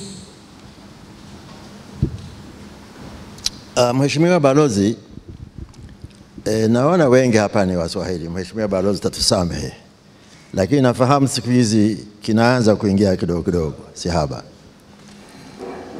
Mimi sitachukua muda mrefu, si kwa sababu sina ya kusema, lakini kwa sababu ni mengi ya kusema, kwa hiyo lazima tufupishe. Kwanza nilikuwa nimetayarisha notes vyangu na mie katika lugha ya Kiingereza, lakini nikaona hapana, tubaki Uswahilini, lakini kuna sehemu kidogo pengine baadaye taisoma katika Kiingereza. Kwanza, hii shughuli ya leo sio ya uzinduzi wa kitabu kama ilivyo kawaida. Kawaida uzinduzi wa kitabu umeegemea sana kitabu, ubora wa kitabu na uhodari wa mwandishi. Hiyo ndiyo kawaida. Na wafanyabiashara wa vitabu huwa wanachopekea vile vile mauzo ya vitabu. Na hapa naona leo kidogo wameingiza kidogo, na mimi nashauri tununue vitabu hivi. Hii shughuli ya leo, mkusanyiko wetu wa leo, pamoja na kushangilia kitabu hiki na uzinduzi wa kitabu hiki na kumshangilia kijana huyo mshairi, lakini hadhara hii ni ya marafiki wa Palestina, na tumekuja hapa kuunga mkono ndugu zetu wa Palestina kuwatia moyo, kuambia kwamba wao hawako peke yao, kwamba na sisi Tanzania tupo. Ingawa kwa kiasi fulani tumekosa fursa ya kujieleza na kuonyesha mshikamano huo, kwa sababu ambayo hatuna haja kuzieleza, lakini Watanzania mamilioni kwa mamilioni wanaunga mkono jitihada za Wapalestina, wanaumia kwa kujua yanayowakumba wananchi wa Palestina, mama, wazazi, vichanga wanaoawa bila kila siku kwa washenzi hawa wasio na huruma, hawa asio hata ambao hawana ubinadamu. Hawa si binadamu hawa. Na kama ni binadamu ambao hawaeleweki. Lakini hatuna budi kurudi nyuma kutafakari. Hivi kwa nini Marekani na waunga mkono hawa? Nao hawana ubinadamu? Lakini tusisahau, Marekani ilijengwa kwanza kwa kufanya kitendo nadhani cha kwanza cha kubwa cha mauaji ya halaiki. Genocide ya kwanza ilikuwa ya kufutilia mbali wa Marekani waliokuwepo kabla hawa wakoloni hawajaenda Marekani. Kwa hiyo kwao mauaji ya halaiki yanayotokea leo Gaza hawana shida nayo. Wao walianzia hapo. Kwa hiyo hawana nao huruma, hawaelewi, wanaona ni sawa kwa sababu wameshafanya hayo. Si huko tu, Vietnam wamefanya, Iraq wamefanya, wapi kila pahali wamefanya. Wao ndio mtindo wao wa kuishi. Wao ndio uchumi wao, kuuza silaha. Na unapouza silaha na kugawa silaha, ni maana yake unauza vifo vya watu, vya binadamu. Sasa kwa miaka 76 ndugu zetu wa Palestina wamepambana. Na licha ya zana zote ambazo wamepewa wazayonista, maelfu na mamia elfu ya Wapalestina wameangamia, lakini hawajaacha kupambana, kupigana, na hawajaacha kufikiria kwamba hatimaye ushindi ni wao. Na sisi vile vile tunawaunga mkono, lazima tuwe na maono hayo hayo, tushike msimamo huo huo, tuendelee kuwaunga mkono ndugu zetu wa Palestina, kwa sababu mapambano yao ni mapambano yetu.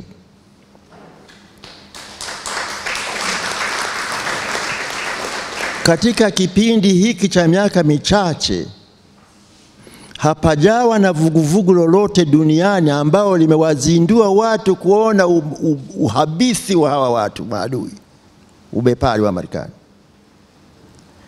Nadhani ni kiasi kama Vietnam, lakini wengi wenu mlikuwa hamjazaliwa enzi hizo za Vietnam.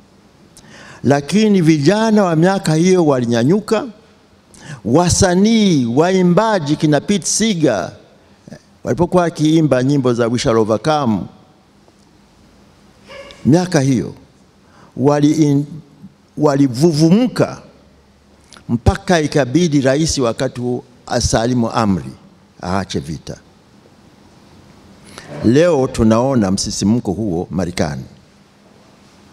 Tunaona msisimko huo kama baada ya mauaji ya George Floyd, the Me Too movement.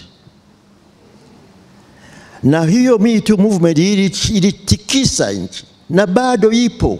Hilo vuguvugu bado lipo. Na sasa tizama katika vyuo vyote vya Marekani,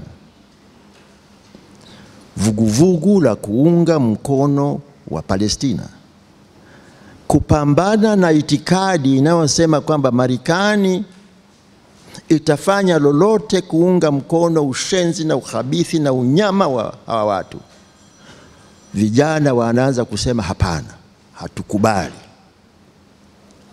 Na wanaanza kusema kama usipounga mkono amani Palestina, hatutakupigia kura.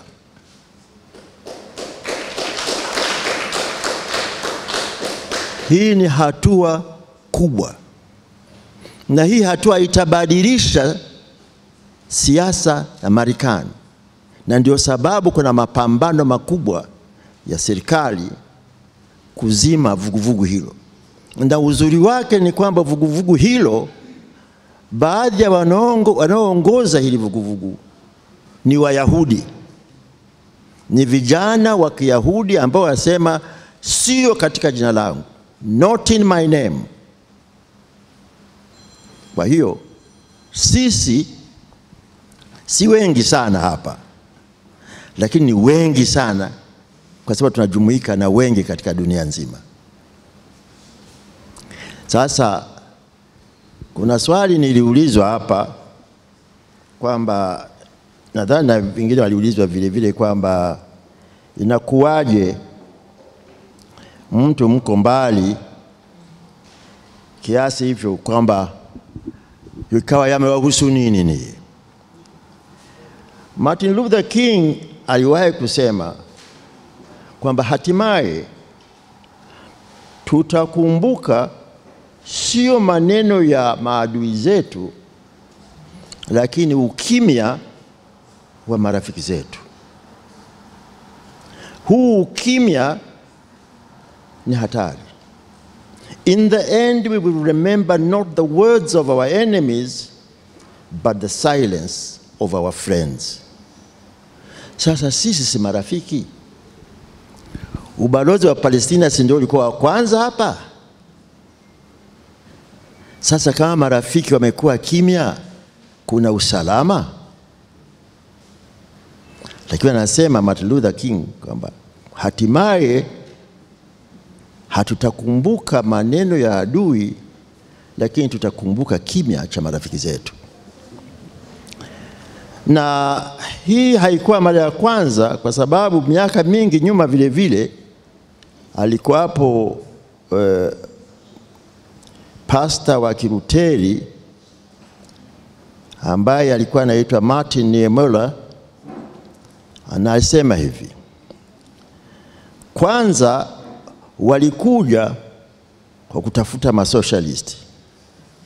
Sikusema kitu kwa sababu mimi sikuwa socialist. Halafu wakaja kwa viongozi wa vyama vya wafanyakazi, na sikusema kitu kwa sababu mimi sikuwa katika chama cha wafanyakazi. Halafu wakaja kuwachukua Wayahudi, na mimi sikusema kitu kwa sababu sikuwa Myahudi. Halafu akanijia mimi, na wakati huo hakukuwepo mtu wa kunisemea.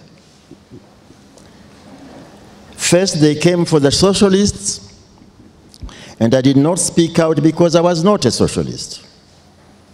Then they came for the trade unionists, and I did not speak out because I was not a trade unionist.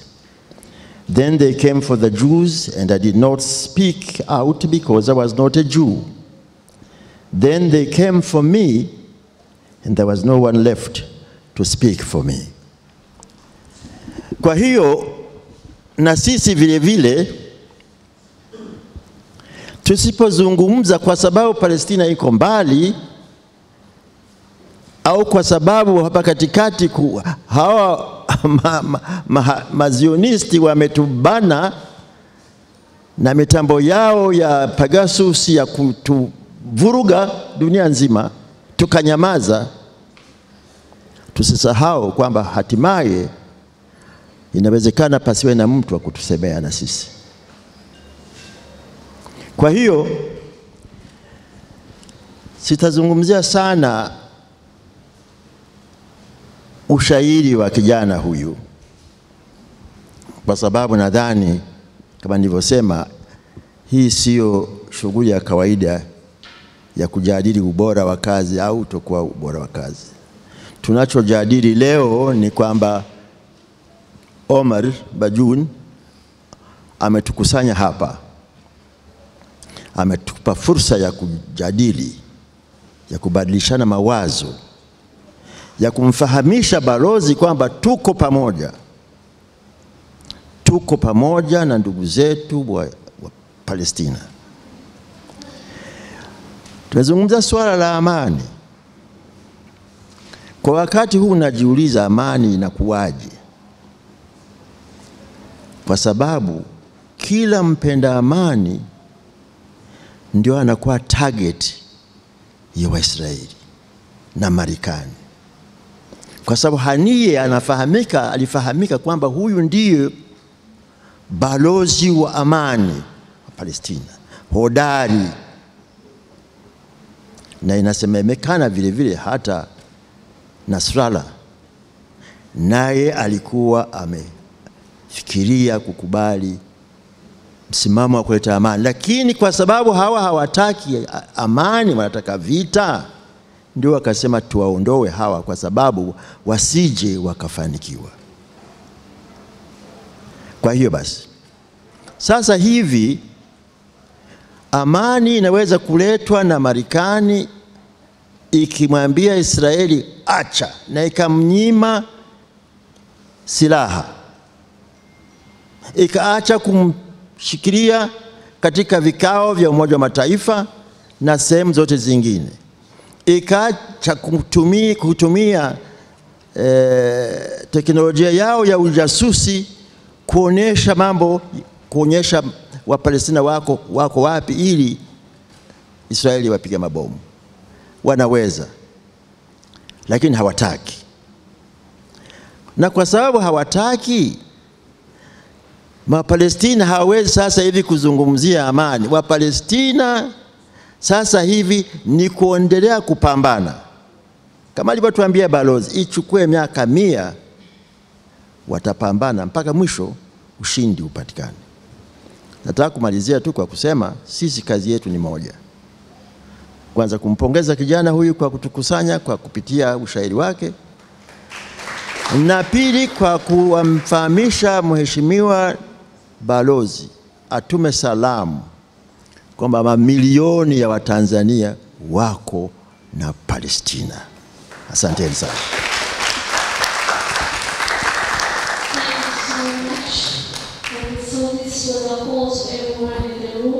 That we Tanzanians, we are ready to fight together with Palestine, Mr. Ambassador.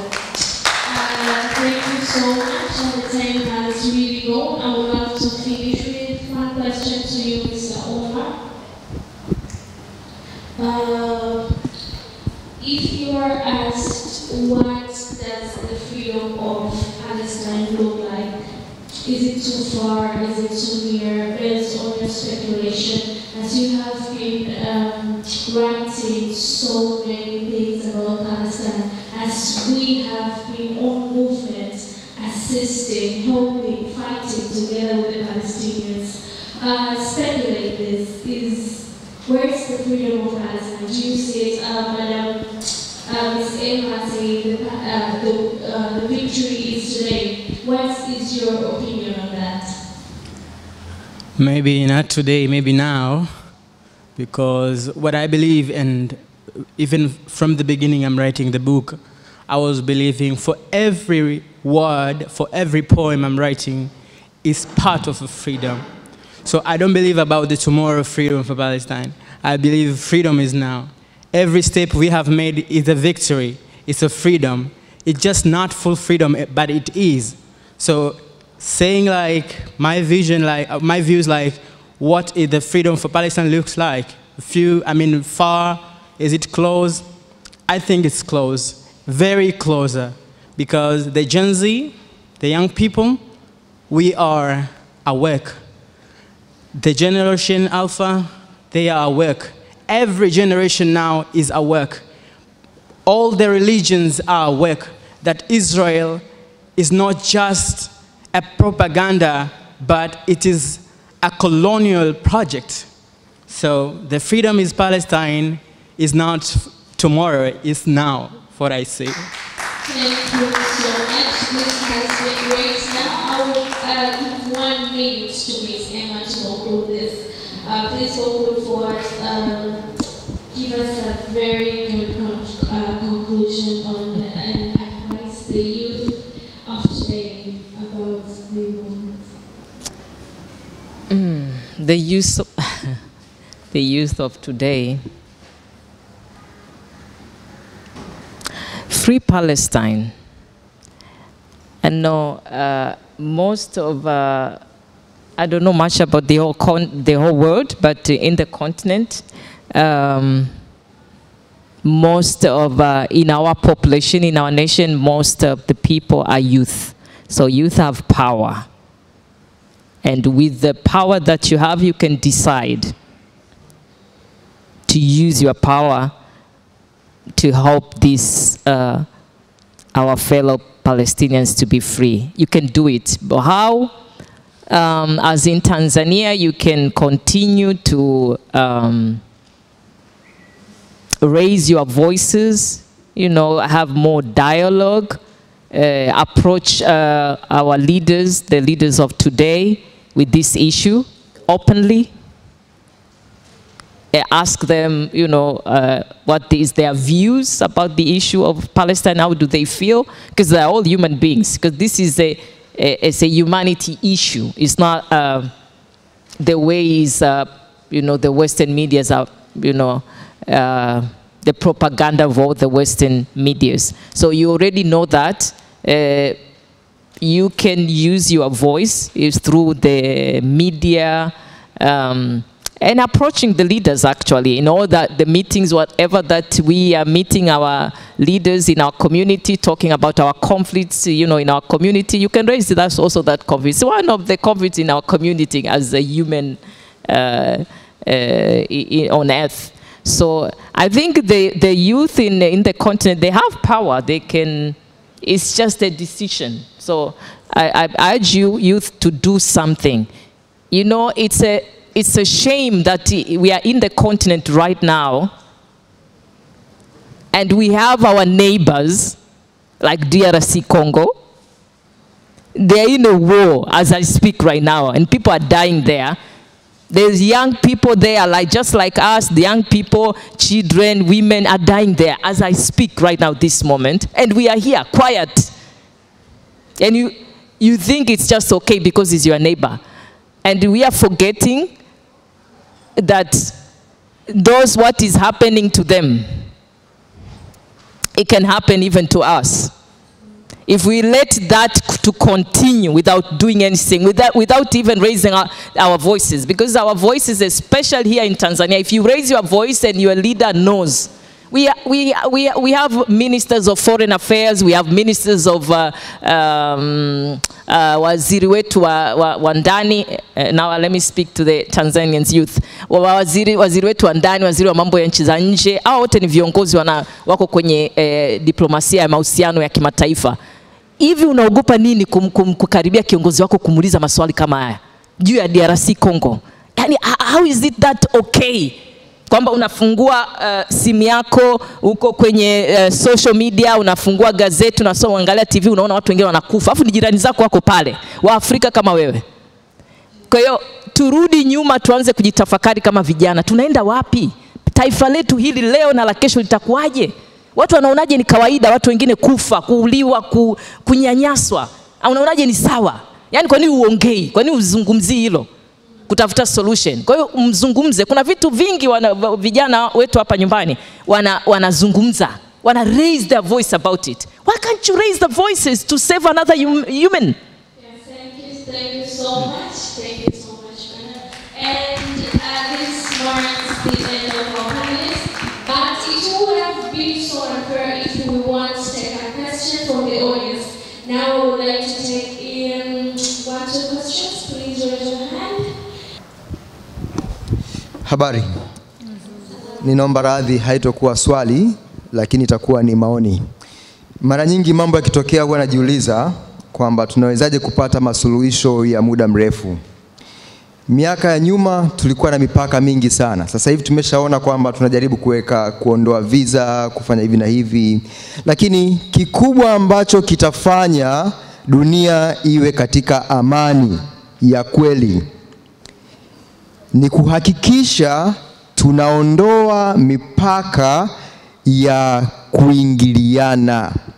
Tanzania tumefanikiwa kwa sababu Mgogo anaoa Mdamba, Mdamba anaoa Mkuria, Mkuria anaoa Mchaga. Leo hii ukiniambia mimi nitoke Undambani Ifakara nikapige bomu Chagani siwezi, kwa sababu tayari kuna damu yangu iko kule. Cha kwanza ni kuhakikisha kwamba Wapalestina wanaoishi Tanzania, Watanzania wanaoishi Palestina, kwanza kuwe na kuoleana hapo. Hiyo ni namba moja. Kukisha kuwa na hilo, huwezi kuniambia nikapige bomu Palestina, nikapige kwa vipi? Lakini kama jamii ya Kipalestina takaa kulia, jamii ya Kitanzania kushoto, ya Kimarekani kaskazini, hii vita haitoisha. Asanteni. Thank you so much. One last question. There is no any other question. Now, thank you so much. This marks the end of our panel discussion. Mzee Walter, tunashukuru sana kujumuika nasi siku ya leo. Dada Emma, tunashukuru sana. Mr. Omar, asante kwa kutufanya tuwe mahali hapa siku ya leo. Ningeomba tusimame, tunapiga picha moja ya ukumbusho, alafu tunarudi kwenye siti zetu. Thank you so much. Have a seat. Now I would like to pass the mic from the MC. Thank you so much. Thank you so much. Thank you again. Tunaelekea kukamilisha. We are ending up the event and the book launch. Again, for those who would like to buy the books, please see Ms. Saumu. The books are a lot. You can take even hundreds and hundreds. And the money will all go to Palestine. So I would like to thank the ambassador of Palestine. Thank you so much for coming. Thank you so much. I would like to thank also Professor Shivji,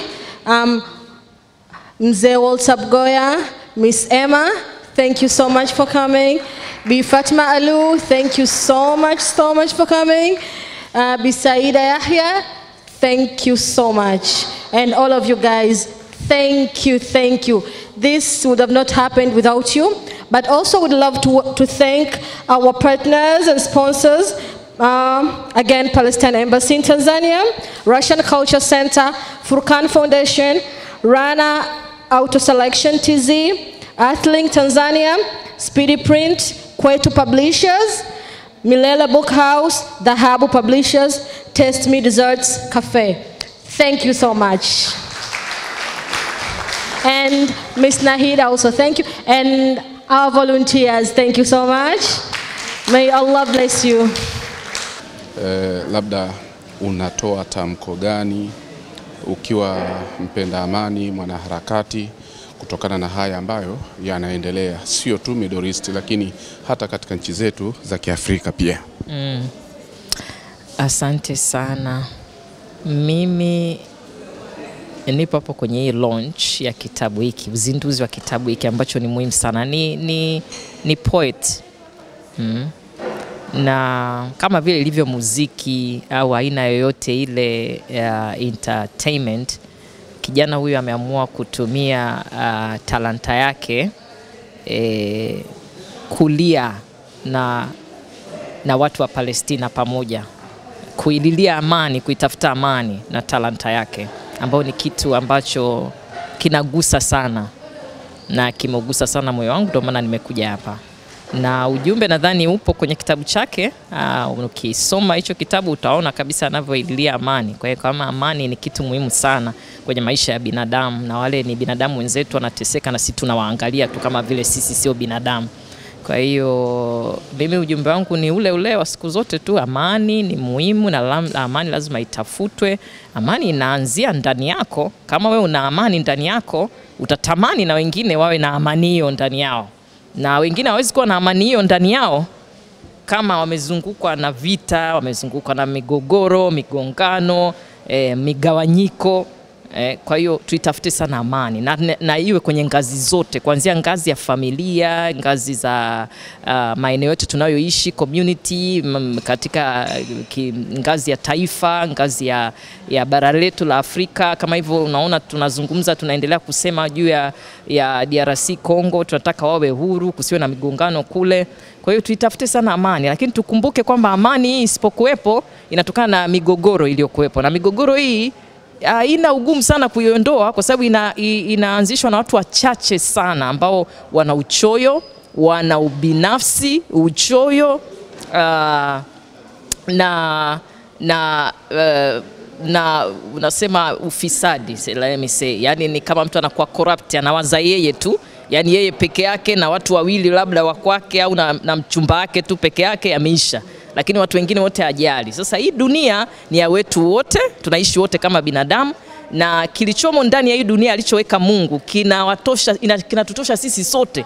It is enough for everyone what is on earth, what is in this world. Kwa hiyo hamna haja ya migongano, hamna haja ya kupigania vilivyomo, haina haja ya hii tunaoona uchoyo binafsi wa watu wachache, wako radhi watu wengine hata maelfu wafe, yani wewe tu alale vizuri, ale vizuri. Sasa hii migawanyiko sio mizuri, kwa hiyo tuifanyie kazi ili tuweze kuipata hiyo amani. Maana amani haiwezi kuja bila hivi vitu vyote kuwepo. Kwa hiyo ni hilo tu, tuitafute sana sana amani, hasa vijana. Amani, ukiwa na amani mambo mengine yote yanakuwa ni rahisi katika maisha ya binadamu. Amani, na amani inatoka moyoni mwako. Huwezi kuwa nayo pale moyoni bila mambo haya yote kuwa yako vizuri. Mazingira unayoishi yako vizuri, watu hamna migongano, hamna migawanyiko kwamba yule ni mzuri zaidi ya huyu ana thamani zaidi ya yule. Kwa hiyo ni amani tu, tuitafute amani. Vijana tutafute amani, wazee tutafute amani. Kila binadamu anaishi kwenye dunia hii atafute amani na asaidie, na kama ana hiyo amani alipo na katika mazingira anayoishi, basi asaidie wengine ambao wana mazingira ambayo hayana amani wapate hiyo amani. Muhimu amani. Brother Omari Bajun, kama ambavyo ubao wetu unasoma hapa, umefanya kitu kikubwa mno ambacho umewakutanisha watu hapa, na wewe ukiwa ni balozi pia wa amani.